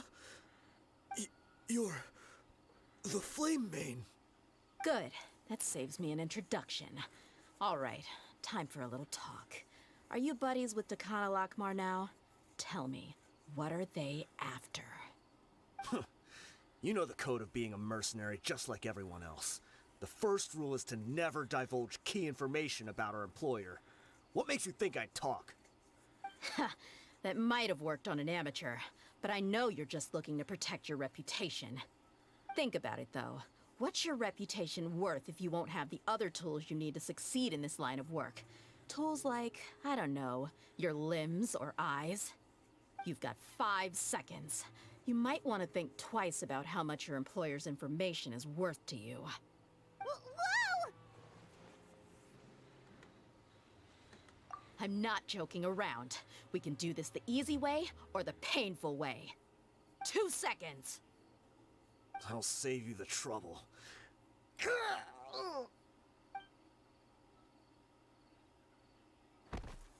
Huh? Are you crazy? He tried to bite off his own tongue.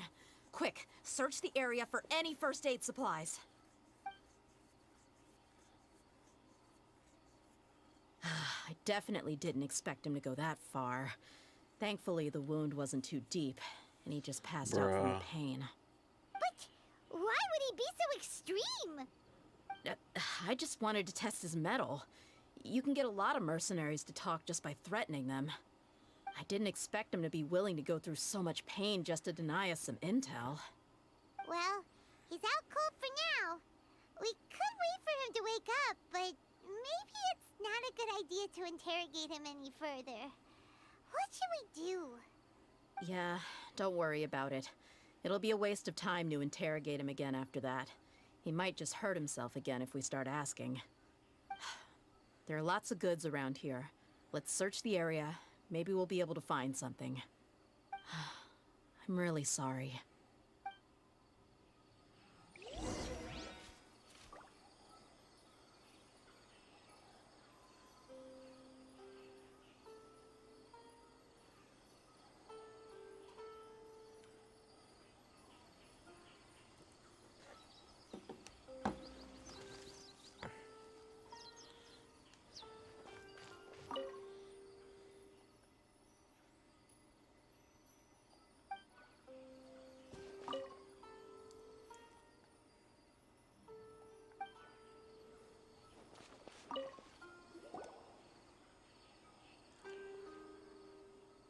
We found a piece of paper with a bunch of names on it. Maybe it's a record of something. Let me take a look. If this really is a merchant caravan, they should have a record of their transactions. Yep. I see an entry for Dakana Lakmar right here. Kusela, Idrisi, Bashar, and Takriti.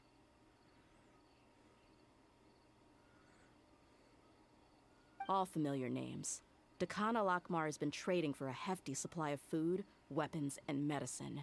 It seems that in the past, they used to receive some canned knowledge as well. This caravan is just one link in their logistics chain. Once in the rainforest, the caravan will exchange the looted goods for Mora, and the funds will then be passed to a specific person. That person will then pack the caravan full of necessary goods, which will then be brought right back to Dakana Lakmar. Wait, why is there no Mora value recorded for the final transaction? No value? Yeah, every transaction before the last one was marked with an exact amount of Mora, but the final one, where they paid for everything to be brought back to the desert, was simply marked as delivered.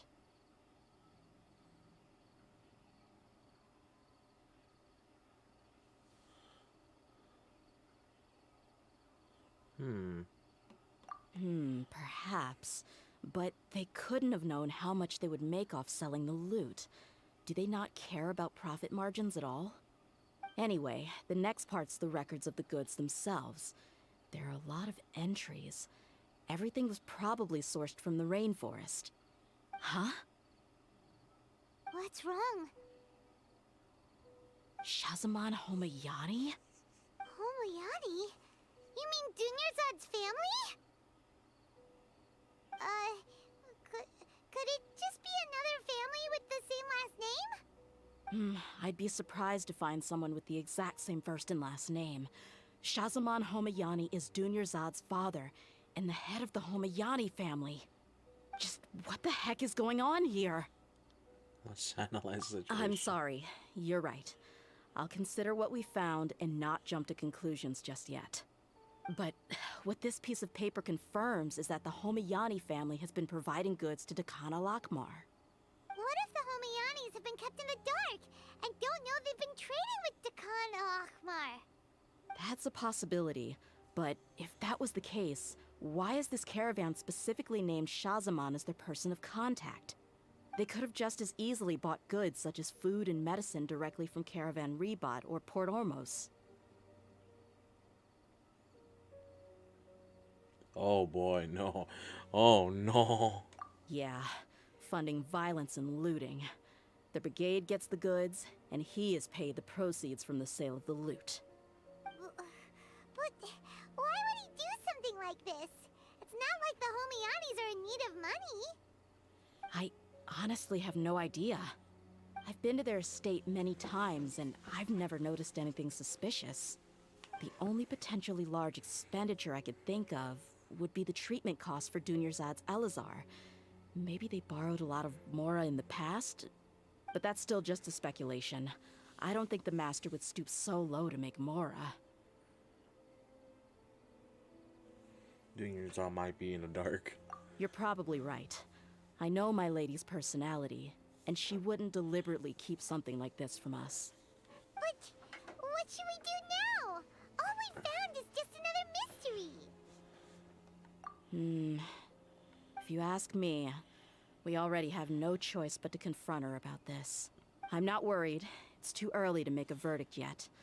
I still have faith in the Homayanis. Let's go find my lady again. We'll tell her everything and see if she's willing to lend us her support. If we're lucky, we can not only figure out the mystery of this paper, but also follow the trail of breadcrumbs to the people responsible at Dakana Lakmar. Dia, are you sure this is the best decision? What if instead of getting the help we need, we just end up revealing everything we've discovered to the enemy? I've considered that possibility. But even still, I want to tell her what we found. I think I owe her that much. True friendship is built on trust. She showed genuine concern for me when we first brought up the topic. I can't repay her kindness with doubt and suspicion. That's not how I deal with people. You're right. Paimon wants to trust Dunyarzad too. Yeah.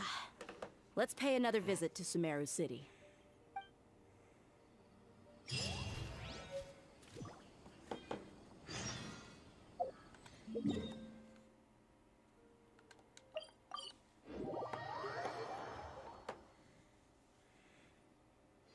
Inactivity serves no purpose whatsoever.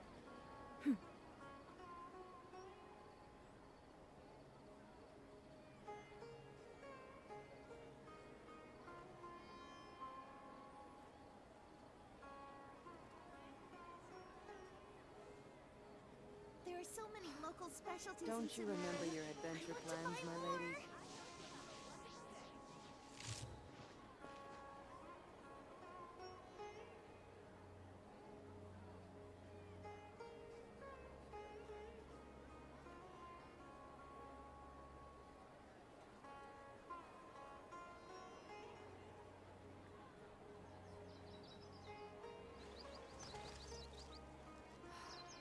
Don't you remember your adventure plans, my lady? There are so many local specialties in Sumeru. I want to buy more.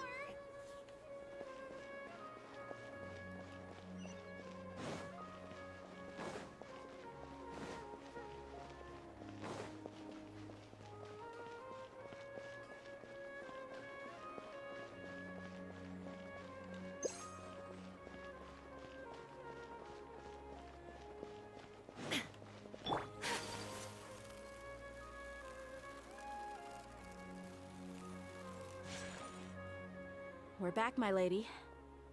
Oh, you're back a lot sooner than I expected. You mustn't have run into any trouble then. Well, how did it go? What did you come up with? Actually, we're still investigating. It's just that we've discussed... Say something to cheer you up. It's okay, my lady. It's not so much about me being upset with my father or anything like that. How should I put this? So something is wrong. Even the Traveler and Paimon have been uncharacteristically quiet. Oh no. On any other day, Paimon would have already waved to me with a smile and shouted, Dunyarzad, we're back! Aww. So tell me, what happened? Well? My lady, please prepare yourself for what we're going to tell you next. It concerns the Master. The Master? You mean my father? Okay, I understand. Don't worry about me. I'll listen as attentively as I can.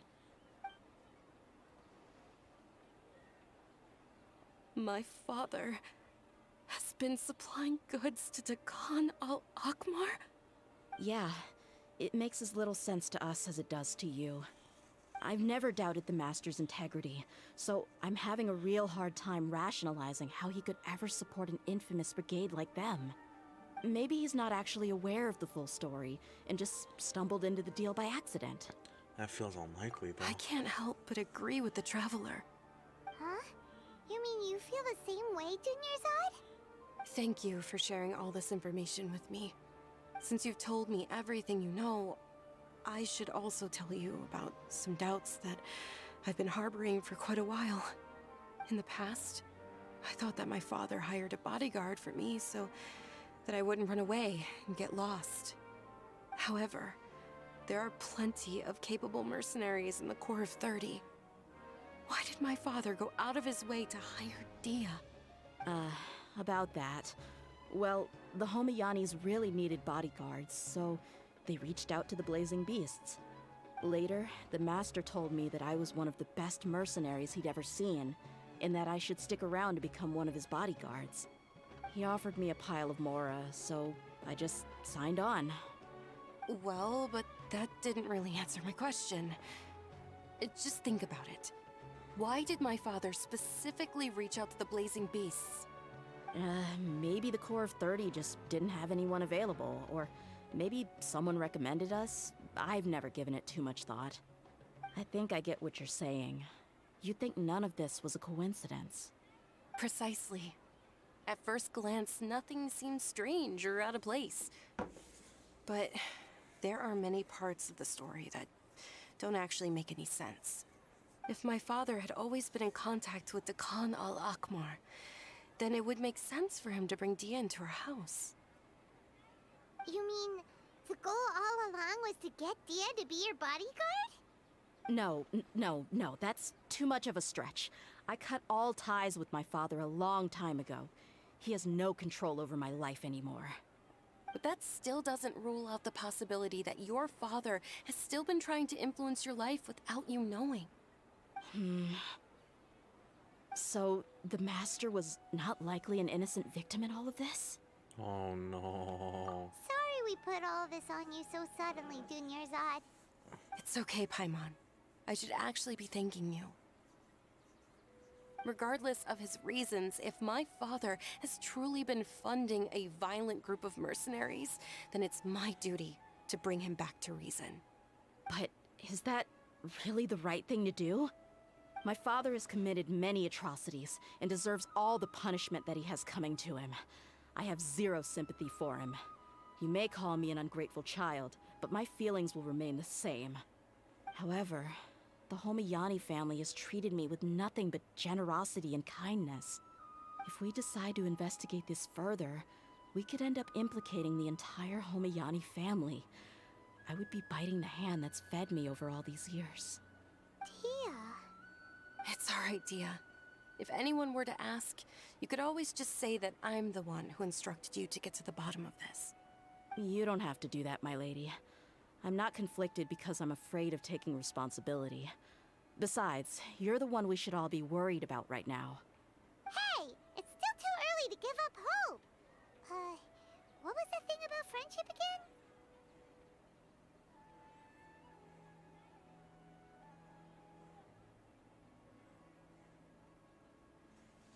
True friendship be built on that Right, trust. yeah, trust!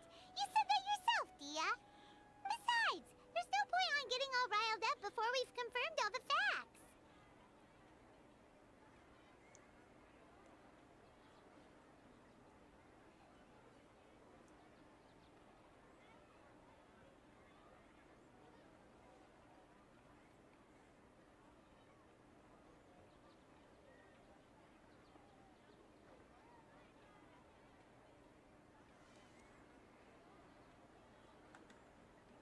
Thank you, everyone. That makes a lot of sense. I guess I should always remember the trust that I've placed in people. In which case, my lady, could you ask the master to come out and have a chat with us? Sure thing. I also hope he'll be able to give us a logical explanation. Let's meet at the usual place then. Usual place? Ah, right. Ha!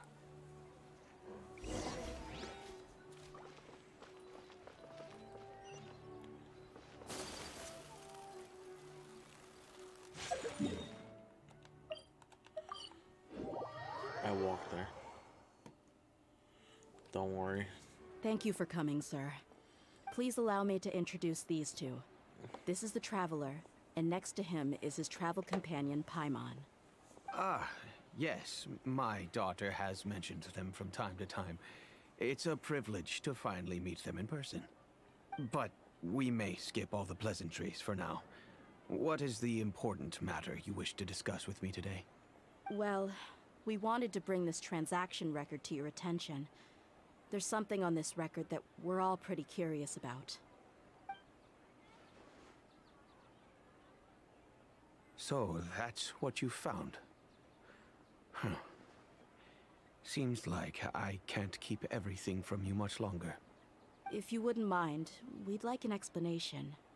Well, it's a long and difficult story. And to be perfectly honest, I'm not sure if I'm doing the right thing. What I do know, though, Dia, is that the truth will bring you no solace. If anything, it will likely cause you a great amount of anguish. Wait, me? Yes. I understand perfectly why you came to see me. And I am touched by your collective commitment to do the right thing. But knowledge always comes at a price. And sometimes, as they say, ignorance is bliss. Your father, Kusela, and I both believed that. Of course, you have the right to seek and learn the truth, but I must warn you. The facts of this matter may reduce everything you've built for yourself into sand, blowing in the wind. If you must proceed, then Kusela's heartfelt efforts will also fade into the wind like a fleeting mirage. Kusela? His heartfelt efforts? I'm sorry, sir, but I'm not sure I follow. I've made it this far in life without a single drop of my father's support. I have my own ideals and ways of looking at the world, as well as people and causes that I've chosen to cherish and fight for. None of these things have anything to do with him. I came here today to support you as the head of the Homiyani family. No warning will change my stance on that. I understand. Then let me tell you a little story. Our family once needed to take a trip to the desert when Dunyarzad was just a baby. Along the way, we were attacked by bandits. They had superior numbers and quickly overpowered our bodyguards. When all seemed lost, a group of passerby Eremites lent us their support. Those Eremites were Kusela's brigade, Dekhan al-Ahmar. Kusela's men told me that the attackers were Eremite mercenaries, just like themselves. I was shocked. Why would Dekhan al-Ahmar go so far to save us and not spare the fellow Eremites? Kusela was grinning and walked over to play with baby Dunyazad. She was startled by his unfamiliar face and nearly started crying. Really? I never knew.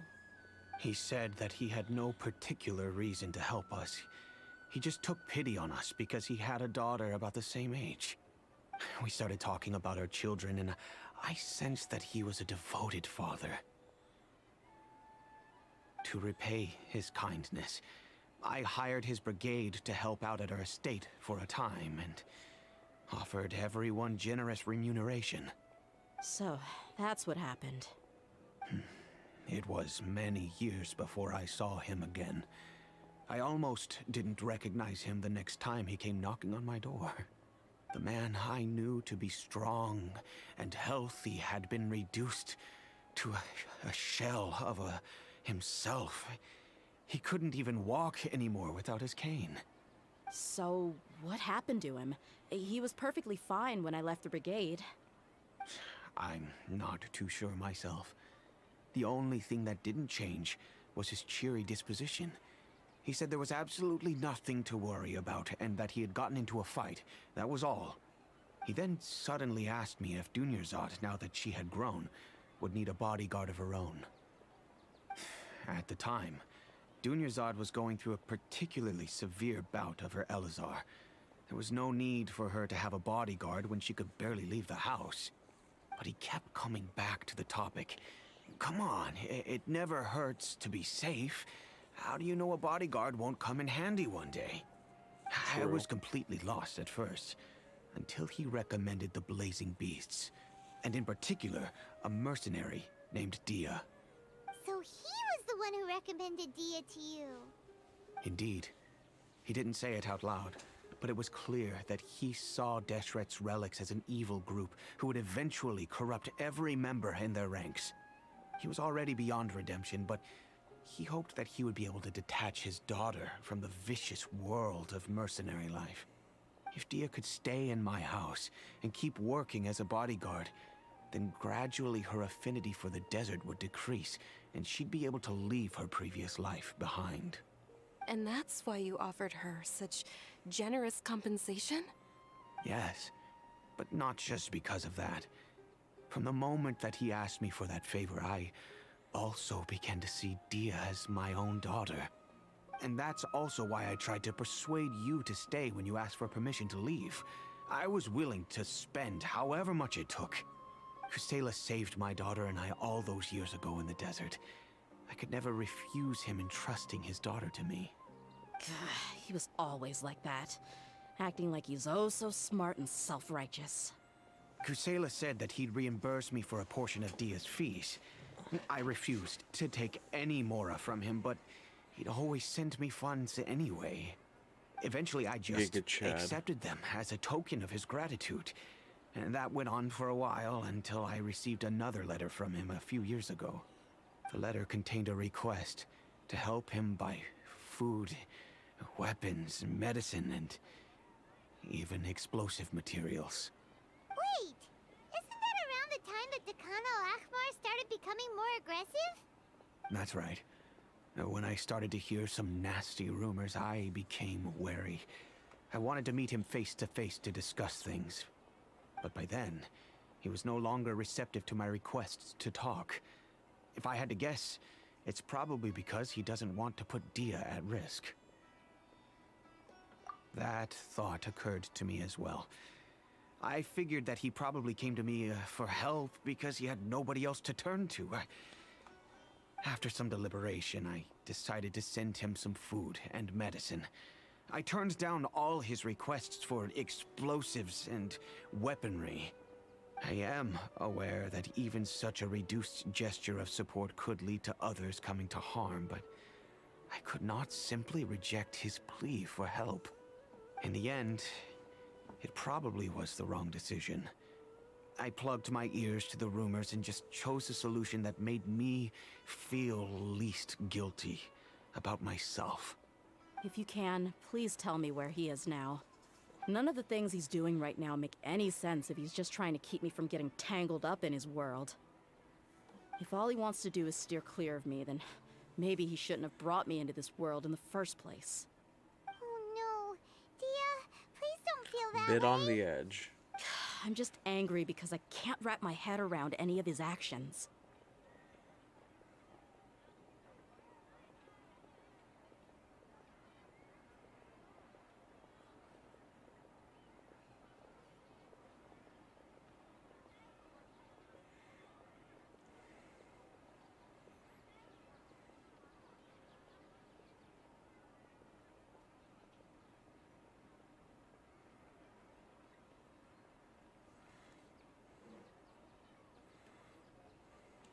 Another way?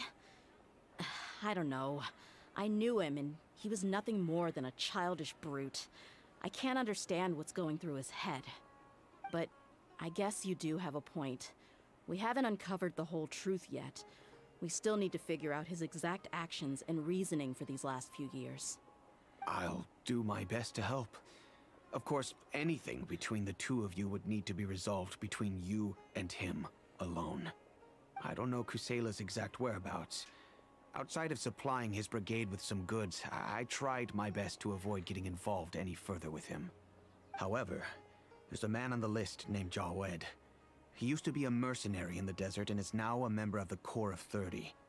He's responsible for supplying weapons and liaising with the Dakan al-Akhmar's merchant caravan. I think he should know Kusela's whereabouts. I've heard that he likes to have a few drinks alone and enjoy the cool wind at night outside the tavern. Maybe you'll be able to find him there. Understood. Thank you, sir. Then I guess this is bye for now, unless... I'll stay and be with my father here. To be honest, I'm still a little dazed and haven't finished processing everything quite yet. My father has indeed done something wrong, but if I think about it, I'm also not sure if there was a right way to handle this problem. I feel like our only course of action is to turn everything we know over to the Corps of 30 and let them render judgment. Yes. I am prepared to accept whatever verdict they choose. It's time to face my mistakes.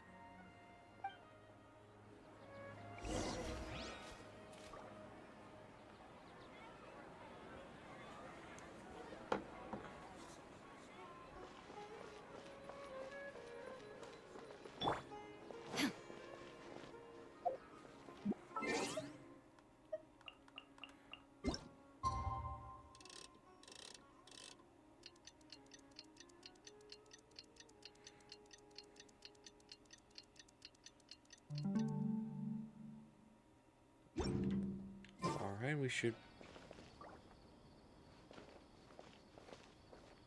At night, right?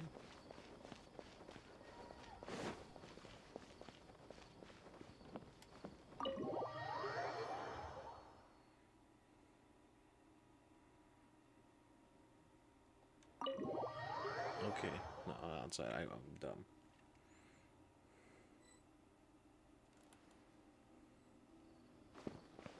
There he is. Huh? Who are you guys? I know what you've been up to. Smuggling weapons to violent brigades in the desert while working for the Corps. Shh! Keep your voice down. How do you know all that? Come with me. We should take this elsewhere. I'll be happy to talk things over once we're somewhere private.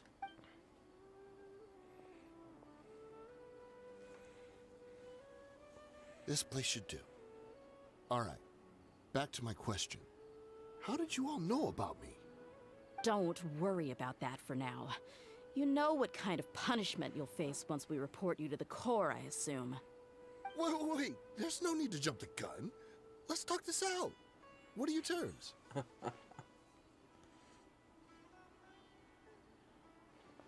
what's in it for you anyway, Mora?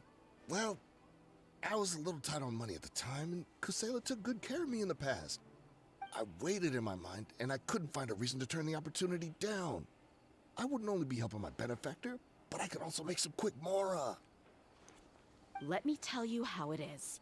We're investigating Dekhan al-Akmar, and we're gonna put an end to their operations. If you provide some help for us, then we might just put in a good word later to reduce the terms of your punishment. Hey, why don't we discuss this a little first? Listen, I made quite a bit of mora from my last run. Just give me a number, and I'm sure we can... Shut it. My patience is running out. You should know when a mercenary is after something other than money.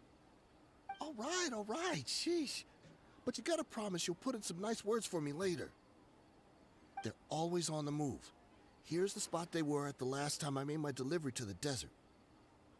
Feel free to go have a look. I'm just telling you, though, it's not on me if they're not there anymore. Sure. And then you can forget about any nice words from us. Hey, come on. Now you're just being unreasonable. Really? And how do I know you're not leading us straight into a trap? Don't forget, you're the one with no bargaining chips. All right, I get it. Why don't you go take a look, and if they're not there anymore, I'll try to figure out something else for y'all. Now that's more like it. Let's move. And as for you, try to stick around the city until we get back. You don't want us to call the folks from the Corps and have them drag you back to the city.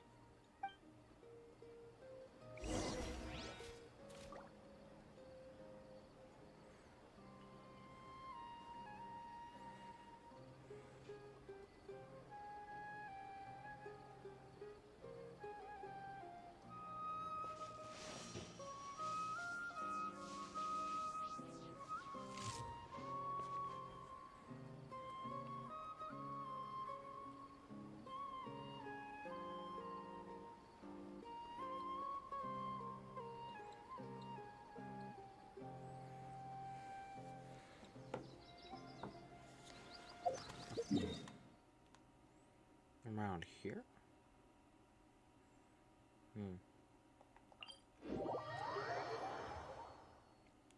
Should be around here.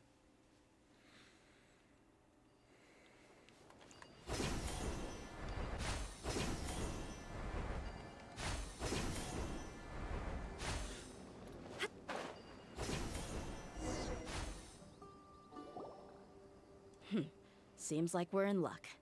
That should be their camp right up ahead. Let's go. We'll finally get to the bottom of this ourselves.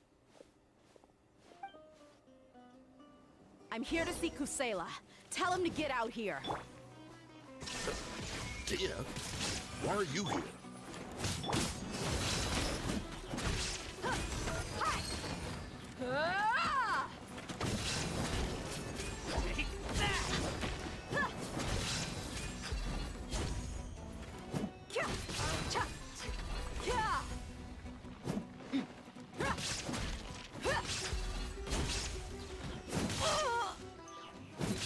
Let's get it on!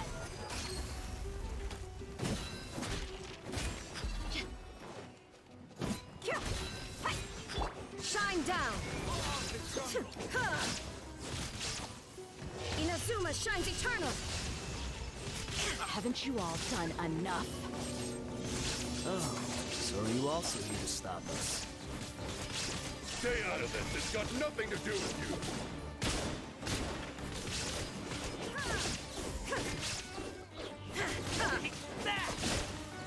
Illusion shattered!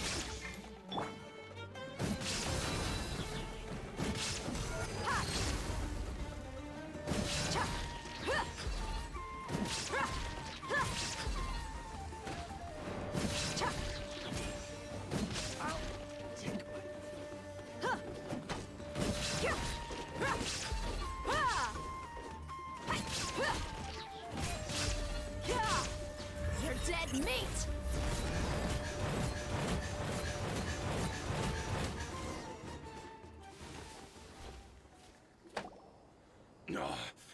She's so strong. Enough fighting. We all know each other, and I don't want to take things too far. Just bring Kusela to me. There's no use hiding him anymore. Did you understand a single word I just said? Or do I need to bash your skull in some more? All right, everyone, let's all just calm down for a second. Oh, man. Dia, the boss can't come out and see you anymore. Oh, no, He is he died dead? a long time ago. What? Seems like you've been out of the loop for a while. Guess that's for the best, though. At least, that's what the old man wanted. When did he die? What happened to him? A few years ago, Kusela broke up Dakan al-Ahmar and went to the Deshret's Relics headquarters by himself. So is that when you guys started acting up? We would prefer to call it taking revenge. Every last person in Deshret's Relics must pay in blood for what they did. Uh-oh. No. Let me start from the beginning. Dia, do you know how the head of the Relics maintained order internally? Overwhelming strength and unquestionable authority? Those were a part of it, yes. But just those on their own weren't enough. They had another tool at their disposal. They called it a person's record. Regardless of whether they joined by their own will or were coerced, every person in Deshret's Relics were forced to leave a record of themselves at headquarters. Whether it be their deepest sin, some unforgivable act, or their most immoral exploit, the record served both as a symbol of loyalty and the perfect material for blackmail.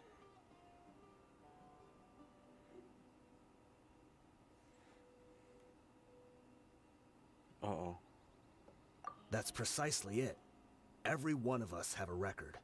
Me, Bashar, Tikriti, and all the boys who grew up with Dia and ended up joining our ranks. But you, Dia, you were never asked to provide a record, were you? I never even knew this was a requirement. You were probably the only person in all of Deshret's Relics who didn't know about it. Ever since you were born, Boss had been trying to shield you from this organization's sinister rules. Not only that, but he also banned all of us from committing any nefarious acts. He said he'd take care of the dues we had to pay regularly to headquarters. But in the end, he was just an ordinary person. What could he do? He was forced to go to headquarters again and again to account for missed dues and incomplete records.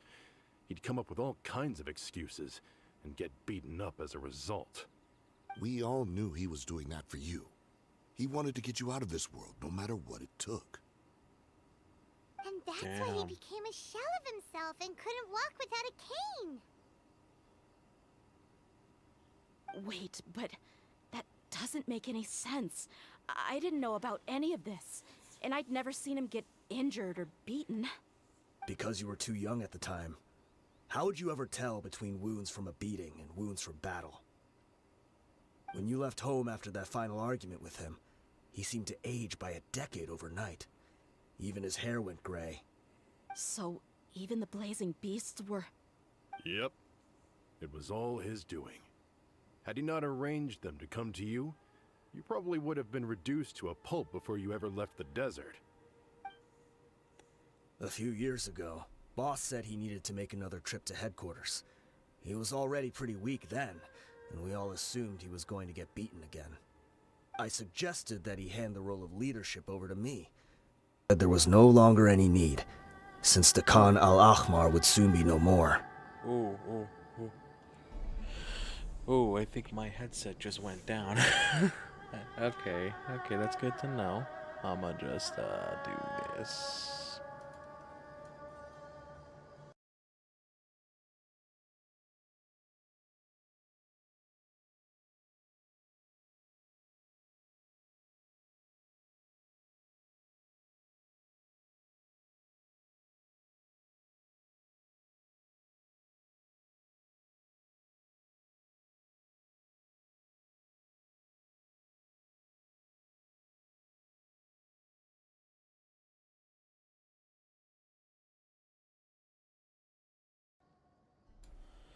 Alright, that should be fixed.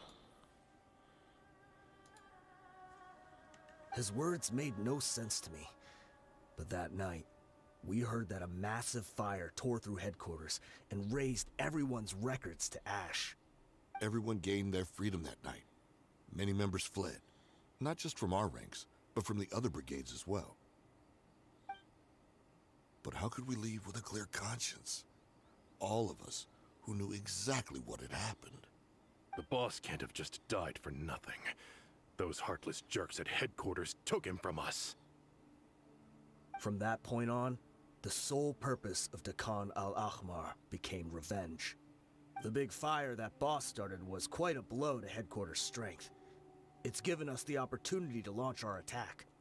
Even though we're outnumbered, we vowed to see our revenge through to the very end. There were people from headquarters who changed their names and went into hiding. Some fled to other brigades, and others escaped to the rainforest. But we won't let any of them escape our wrath. They'll all pay for what they've done. We've suffered plenty of losses as well. To keep going, we need an enormous amount of supplies, from food and medicine to weaponry and explosives. Oh, damn. All we can do is exchange our loot from Mora, and then use that to get supplies. We forged Boss's handwriting and sent out many letters to his former friends. Thankfully, many people were willing to come to our aid. We were also able to attract many mercenaries who shared our goal.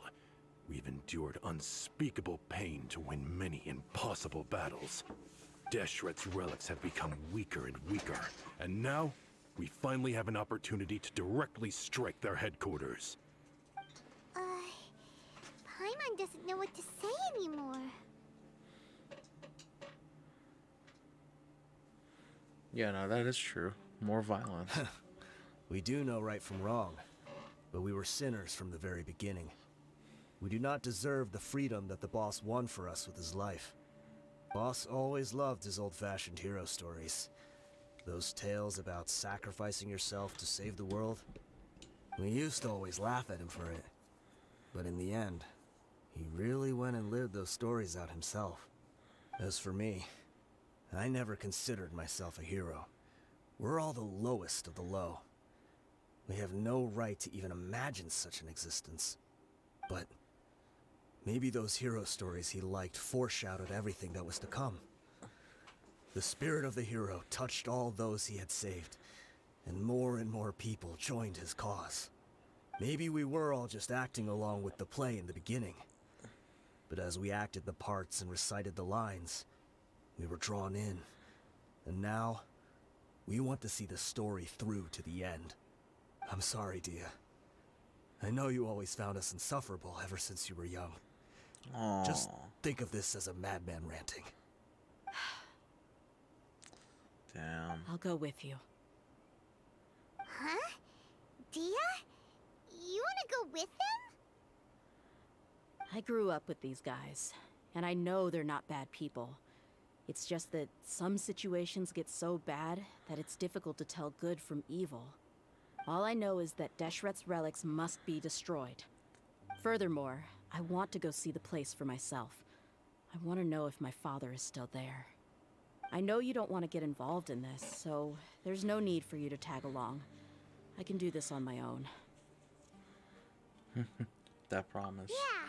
Paimon feels like we'd only regret it if we don't see this through to the end. True. Thank you. We'll be a lot stronger together with you. I bet Boss would lose his mind if he ever knew you'd join us at the very last moment like this. Considering all the losses and injuries we sustained, we can't afford to turn down someone as powerful as you. He can think whatever he wants. But the fact is, I owe him this much. And there we go.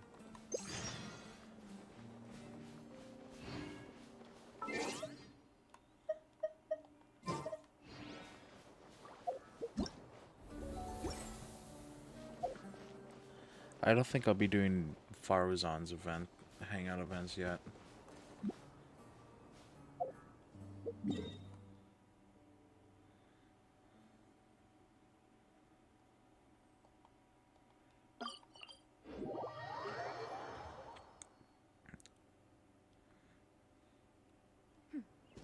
Clear skies can do nothing to hide the brilliance of lightning. Divine bolts can strike even in the absence of rain. Do you see that tree? Wait, you understand? So...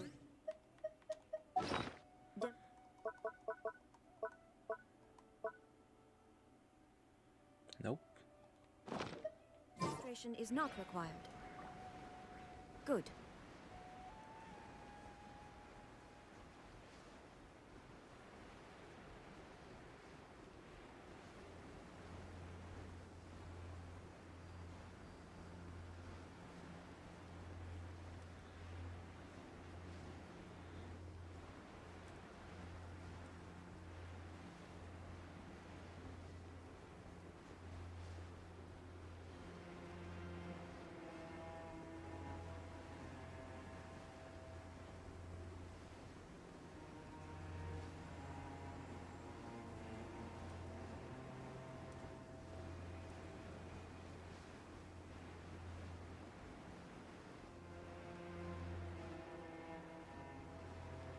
Oh boy, another temple.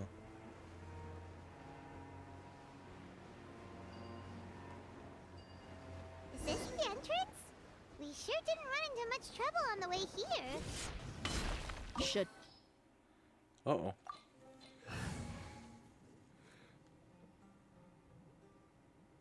I think screw it, because we're gonna have Dia. There we go. Wow. Paimon didn't expect it to look like this on the inside. They should all be holed up in here. Don't know how many people they've got left, though. Who cares? We'll round up all of them. Still, we should be careful. Even if they've only got one shot left, it could still take us out. Yeah, we'll know what they're really capable of once we've landed some hits on them. Deshret's relics may have been a force to be reckoned with before, but their name means nothing now. Yeah, they don't stand a chance with you here. I'll take the lead. I've been here once before.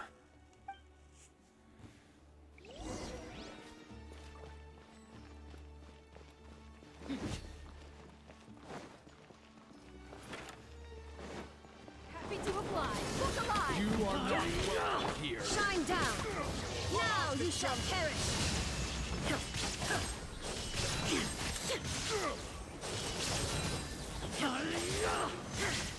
Illusion shattered.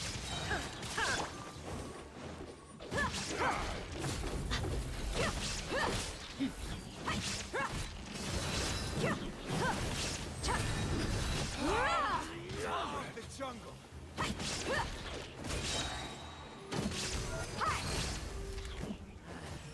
New punching bag. You asked for it.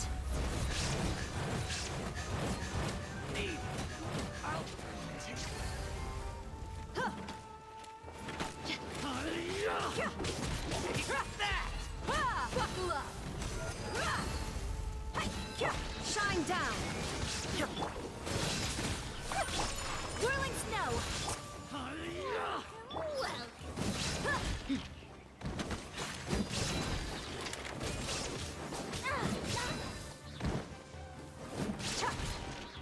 Let's get it on. Gloves off.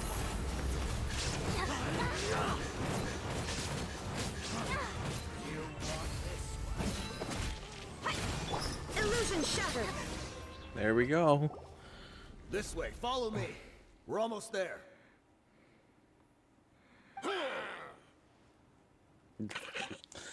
What's that noise? Wait! They went charging ahead without checking for any traps. Hey, you guys okay? It seems like we just got trapped in here. Don't think we triggered anything else. Watch out, the enemy's coming from ahead. Well, now that things have come to this, seems we'll have to fight our way through. Don't worry about us. We knew something like this could happen. Go and take a look around. There could still be another way through. Let's go! We can't let the boss down! Let's check if there's another way. The sooner we can make it through to help them, the I better. see all the puzzles. Let's see. I think I see a way through over there, but it's being blocked by something. Let's try our luck with that mechanism. Okay, let's go. Watch some like twist where they're just lying and it's like not even for a bad reason, just trying to make sure nothing bad happens.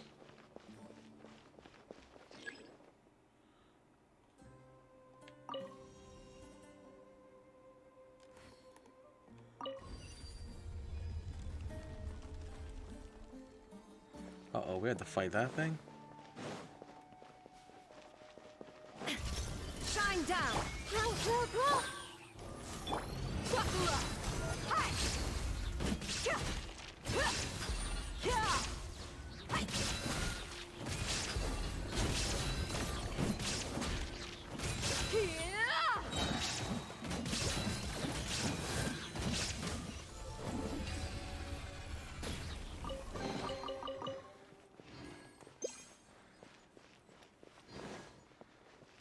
Another mechanism like the one before, but this one's being blocked off in the middle.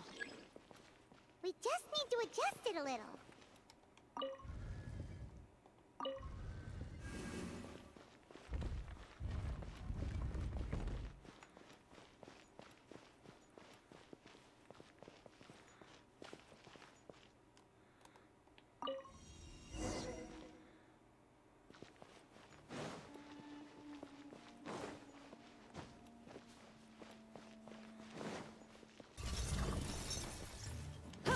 There is no escape! This may hurt a little.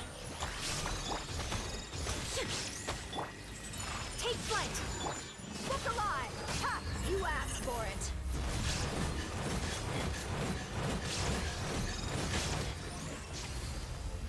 Damn, we finished it off in the bat. Let's go.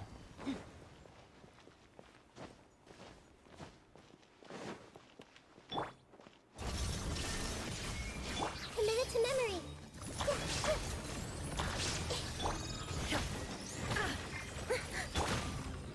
Let's get it on!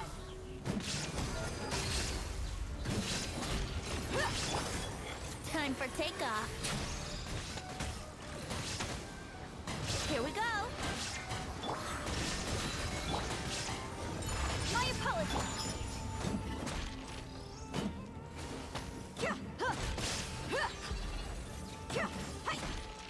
Look alive!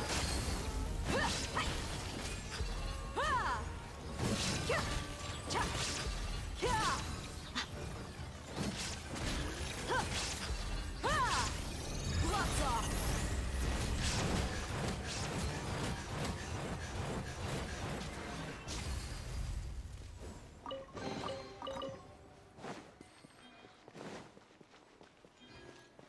Oh god, more of these.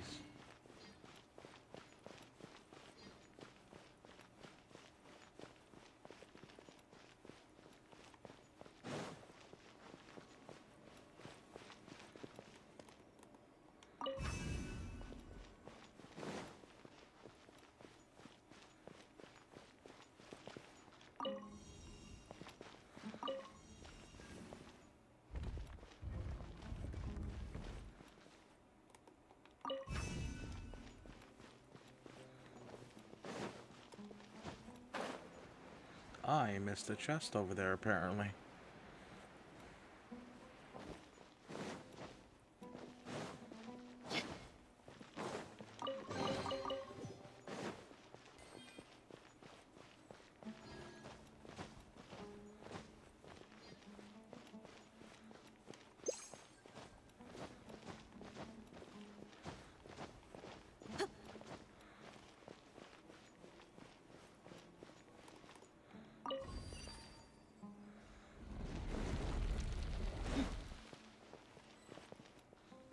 What is this place?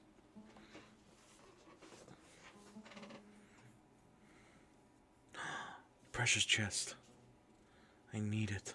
I wasn't expecting anyone to make it through from the other side. But as a desert dweller, I suppose we should be used to our folks defying all expectations. Don't waste your breath. You have nowhere to run. Run? Had I wanted to run, I would have fled 1,000 times already. Oh, jeez. I witnessed the golden age of Deshret's relics. Even if I could leave this place behind, all that awaits me now are endless days of humiliation and ruin. Even now, my brothers and I still believe in one thing. The greatest should never live to remember their fall. So you want to go out in a blaze of glory. Let us draw our weapons! We will show them The true power King Deshret bestowed upon his followers. They are but two, while we hold within ourselves the entirety of the relic's glory. Wave 1, charge! Eliminate them! Oh, we can't. Shine down! Torn to oblivion!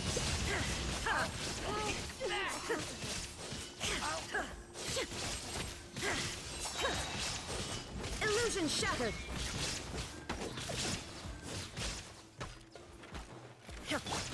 Whirling snow!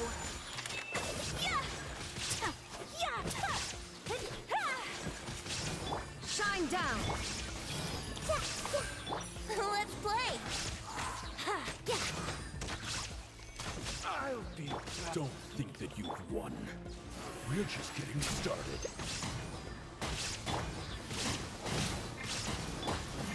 Let's get it on!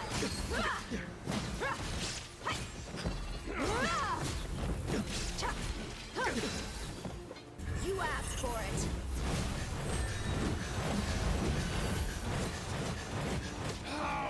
Regret. Gotcha. Look alive! Hi! There is no escape! Will. King Deshret will not abandon any one of his followers.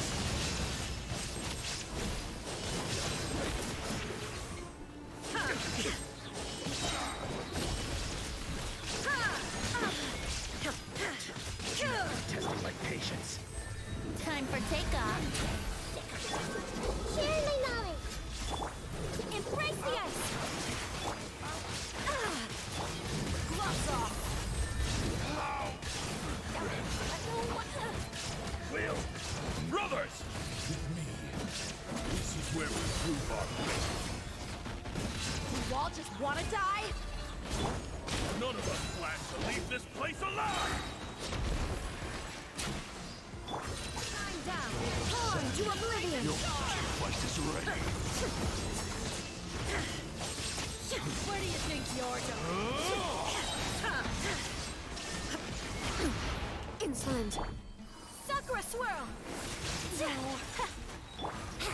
Time for takeoff.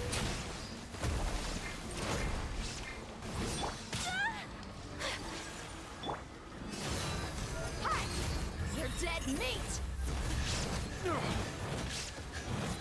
Goodbye. But we'll meet again.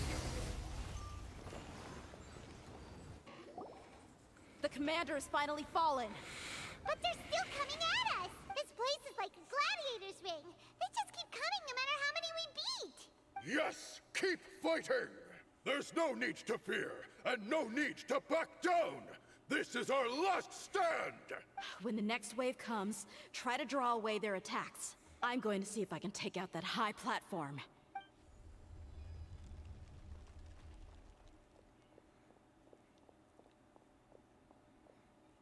Get out of my way! Come and face me, Michel! Ugh, so they've broken through the front as well. Apologies, Lord Michal. They fight like absolute madmen!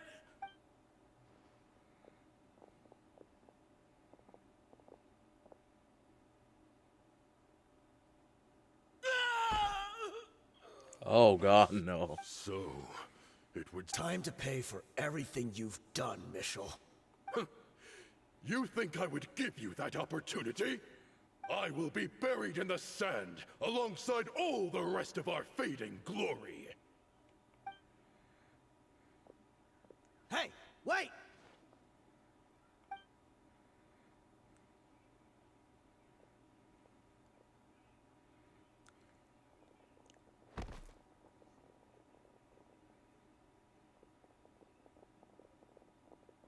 We were too late.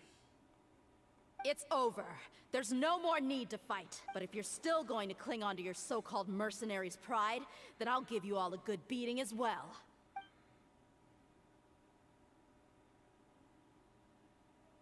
Hey, Dia! I found the mechanism. I'll get you all back up here right away. let's go. It's just a little too, like, easy.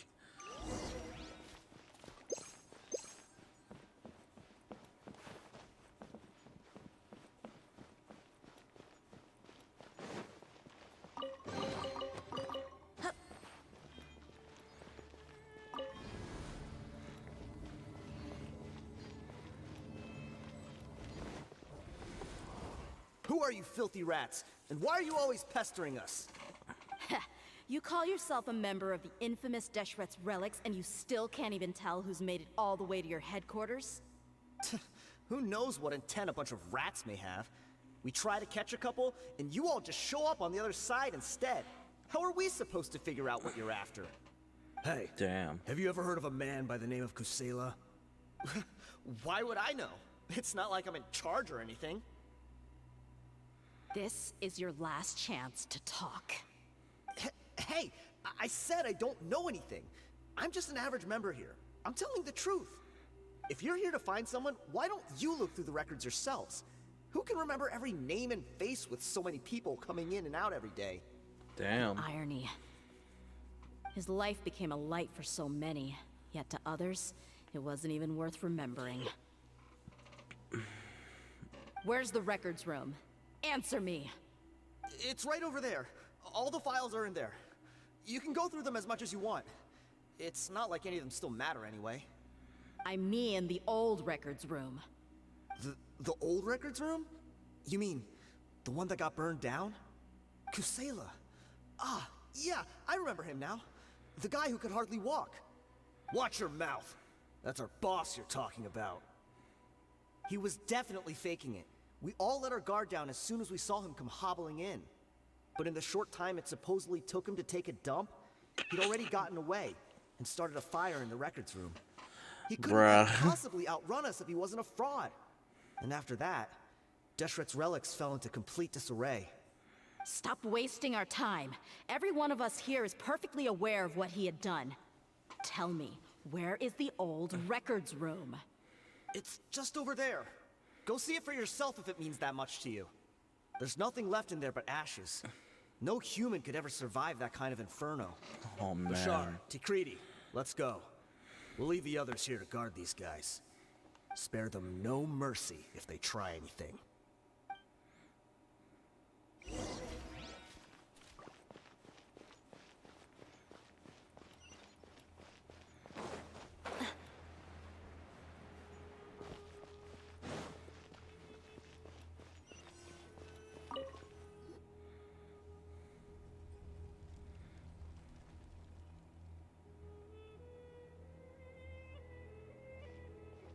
So, this was his final destination.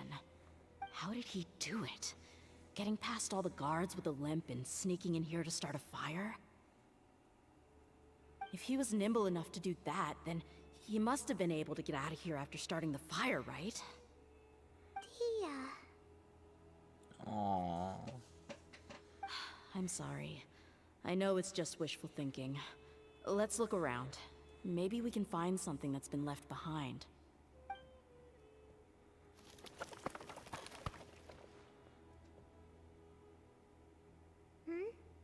Is this a cane? It must be the one that Dia's father used. Kusela. Thanks for everything, boss. We're fortunate to somehow find that cane after that fire. Let's split up and look around some more. What if something else has been left behind? But what else could survive a fire like that? Huh?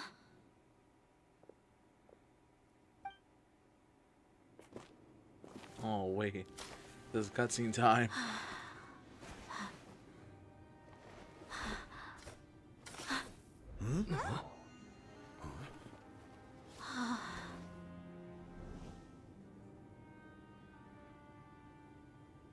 Thought so. Wait! Isn't that the toy sword you played with as a child?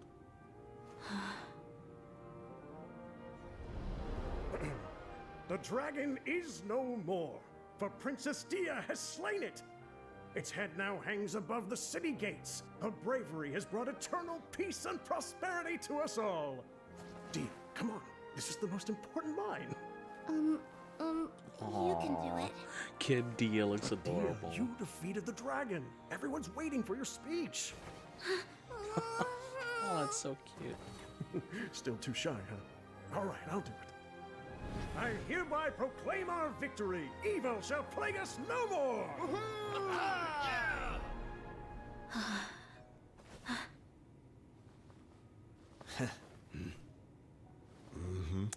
Aw. Damn, dude. I hereby proclaim our victory. Evil shall plague us no more, Dad. Aw.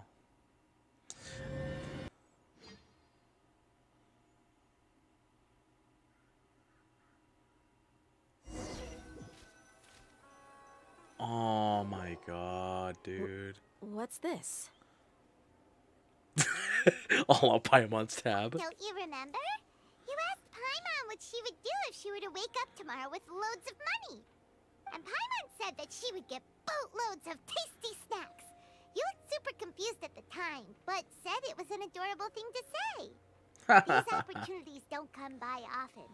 So today, Paimon's gonna treat you to a special crash course on Paimon's life philosophy. Hey, come on! Paimon's not that stingy. Anyway, the point is that you should eat to your heart's content. You'll feel better for sure once you've gotten something in your tummy. Oh my god, Dad that's so... will also be here shortly. She's already heard that we're back.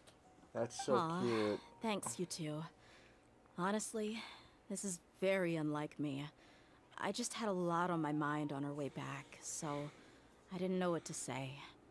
My chest was filled with all kinds of intense emotions. They just shook me even more than all the feelings we've shared during our previous adventures. But when everything came to an end, those emotions also vanished without a trace, and I was left feeling more empty than ever before. Bruh. It was as if I'd lost the thing that was most important to me. Yeah, you're right. To many mercenaries, Mora is the most important thing in the world. But perhaps to us, it's the most worthless thing of all. Idrisi and the others all used to say that they would quit if there was no Mora to be had. But when it came to avenging my father, there was no Mora to be made anywhere. My reality shattered when I found out that the father who always told me hero stories was in fact a bad guy. But look at me now. Am I any different? Despite all my promises about never forgiving him and never trying to understand him, I still went to such lengths to find out the truth, and nearly even shed tears for his sake. We're hypocrites. All of us. Yeah, you're right. It's just a pity that we often only recognize our true feelings after it's already too late. You're back! Are all of you alright? Ah, there she is. Yeah. Many people from the Corps of 30 came over, and I just wrapped up everything with my dad. All I can do now is wait for their verdict. Huh? Dia, you're looking quite down again. Paimon will explain. A lot happened while we were gone. Oh boy. I'm sorry. I really should have controlled my emotions better. I just... It's all right, my lady. You were hurt by all of this as well. Truth be told, I'm starting to feel a little guilty watching you cry like this. But Dia, your pain must be even worse. You shouldn't need to comfort me. Hey, don't worry about me. If anything, this whole thing has finally shown me the difference between illusion and reality. My father probably thought that people could settle into new lives as long as they moved to a new environment. That thought has even crossed my mind a few times. It's like saying, what's wrong with adapting to a new life?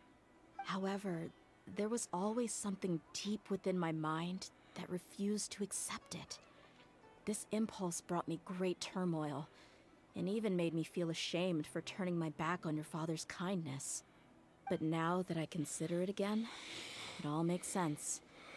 The desert sands are a part of who I am, and I will never be able to lead a peaceful existence. I understand how you feel. That doesn't mean I won't be making any changes to my life, though. As an example, I'm now thinking about taking on some small odd jobs. It's just like Idrisi said. I also want to catch up to my father and become a character in his play. Even if the ending of the story may be childish and ridiculous, it won't really matter. Isn't that neat, though? Oh, you'll be a whole new kind of mercenary, one that's not out for Mora. Why don't we go for a change of scenery once we finish eating? What about stopping by the Grand Bazaar again? Right. You said you wanted to get a rug for your family. We'll come along too. I can't thank you enough for taking care of me this entire time.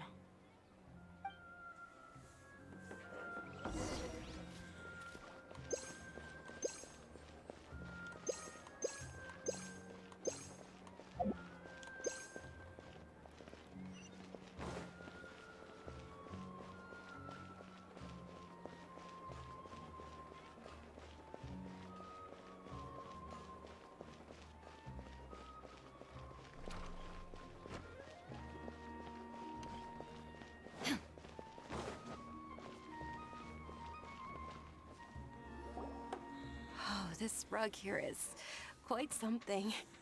The craftsmanship is exquisite, and the fabric is also of high quality.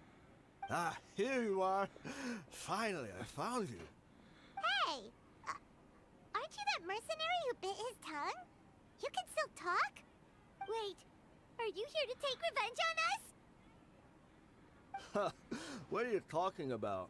Do I look like I could take you all in a fight? I just came here to give you something. I'll be on my way to give myself up to the Corps after this. Once I woke up, I hurried to the Khan al-Ahmar's camp, hoping to alert them to your presence. But when I got there, I found no one except the members who were still too injured to move. Ah, so you probably got there after us. Yeah, they told me that they had exacted their revenge, and everyone had turned themselves in to the authorities. Even that last camp was not going to last for much longer. I had joined the cause to repay an old favor from Kusela. Now that everyone's already turned themselves in, I might as well do the same.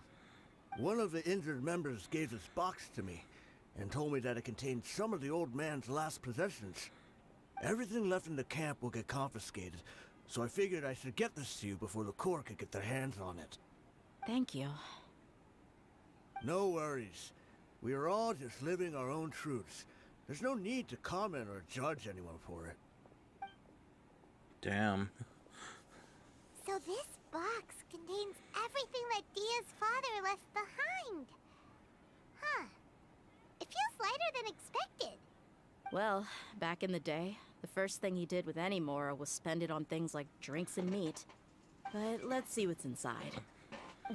What's this? It's just a bunch of junk. Ugh, it kinda stinks. Perhaps it's just been left unopened for too long. A handwritten copy of a storybook. The paper's already yellowed, and it looks like it's about to fall apart. Bruh. It was against the Academia's rules to possess books for personal use. If he was going to break that rule, he could have at least copied something useful. That probably means this was really important to him. Ah, and here are a few bags of children's snacks. The packaging's completely deteriorated. Maybe that's where the smell was coming from. Did he get those for you? Yeah, but here's the thing, though. Even when I was a child, I was never a fan of these kinds of snacks. He'd always say that he got them for me, but in the end, he always ate more than I ever did. Who even leaves snacks in a box like this anyway? Isn't that just common sense? Forget it. Let me see what else is in here. A razor, some buttons, some round iron tiles, a wooden toy puppet, a wool scarf, which from the looks of it probably belonged to a woman, and A hair clip? Why are these things here? Oh. I'm suddenly feeling a little scared. I'm sorry, my lady, but this is just the kind of man he was. He probably saw this box as some kind of personal trash heap and dumped any and everything in there. 2 empty liquor bottles. Tell me, you guys, are these the kinds of things that a normal person would leave behind? He's an interesting man. Huh? There's something in the bottle! Wait, what? Oh, you're right. All right, I got it out. It seems to be a piece of paper with some writing on it. The bottom part's all damaged from moisture, though. Let's hope the writing didn't smudge. I was suddenly seized with an urge to write a letter after finishing this bottle. I just folded it up and left it in the bottle, though. If I end up forgetting about it, it won't really matter. To Dia. It's a letter from me? Oh my. It's all right. I'll just read it out.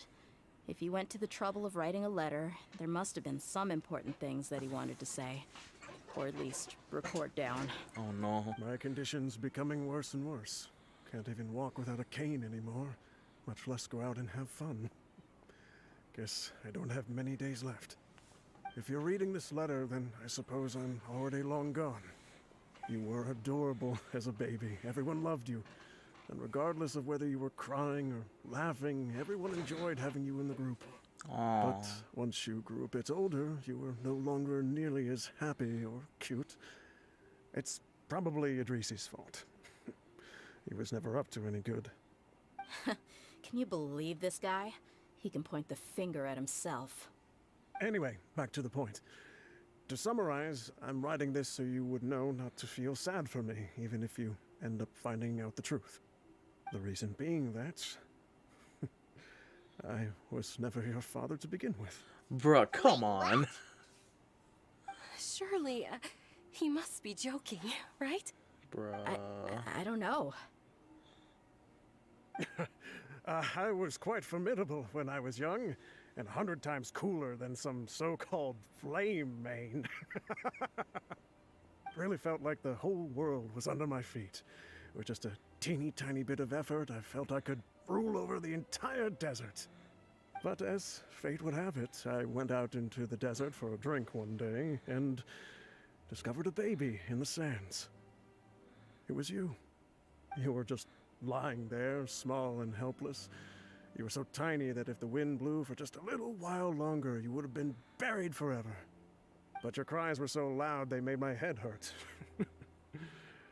Now that I think of it, you really were a bundle of energy. Sounds like he's serious. I told Idrisi and the others that I had slipped up with a woman while out and about. None of them even doubted me. I'm sorry that I had to lie to them for so long, but I really had no other choice. I was their most esteemed leader, after all. It's not like I could just tell them that I suddenly wanted to play at being a father. At this rate, I'll puke up all the liquor I just drank from this bottle. Anyway, Dia, you possess the kind of freedom and kindness that we could only dream of. As far as how you should live your life, that'll be up to you to decide. That's the end of the letter. In the end, he was still thinking of me as a little child. I suppose, or I would have suffocated under the sand a long time ago. He was a good father to you. The fact that he wasn't a blood relative doesn't change that. Yeah. It's just a pity that we had to learn the truth of everything like this. Do you already have some ideas about the decision that he wanted you to make? I do. If he first found me alone in the sands, then I want to try my hand at finding the person who abandoned me. I just have one wish. To tell them a story. That there once existed a childish and foolish jerk with a heart of gold. And that only under his care was I able to grow and mature into the person I am today. If you end up finding any leads, can you share them with us? We go on adventures all the time. Maybe we'll be able to find some information for you. Aww. Sure, I appreciate it. I wasn't expecting you to be so enthusiastic. I'll help too. Thank you. All of you. Thank you so much. My life has certainly had its twists and turns, but I've always considered myself lucky. Because no matter where I've gone, I've always been surrounded by incredible kindness.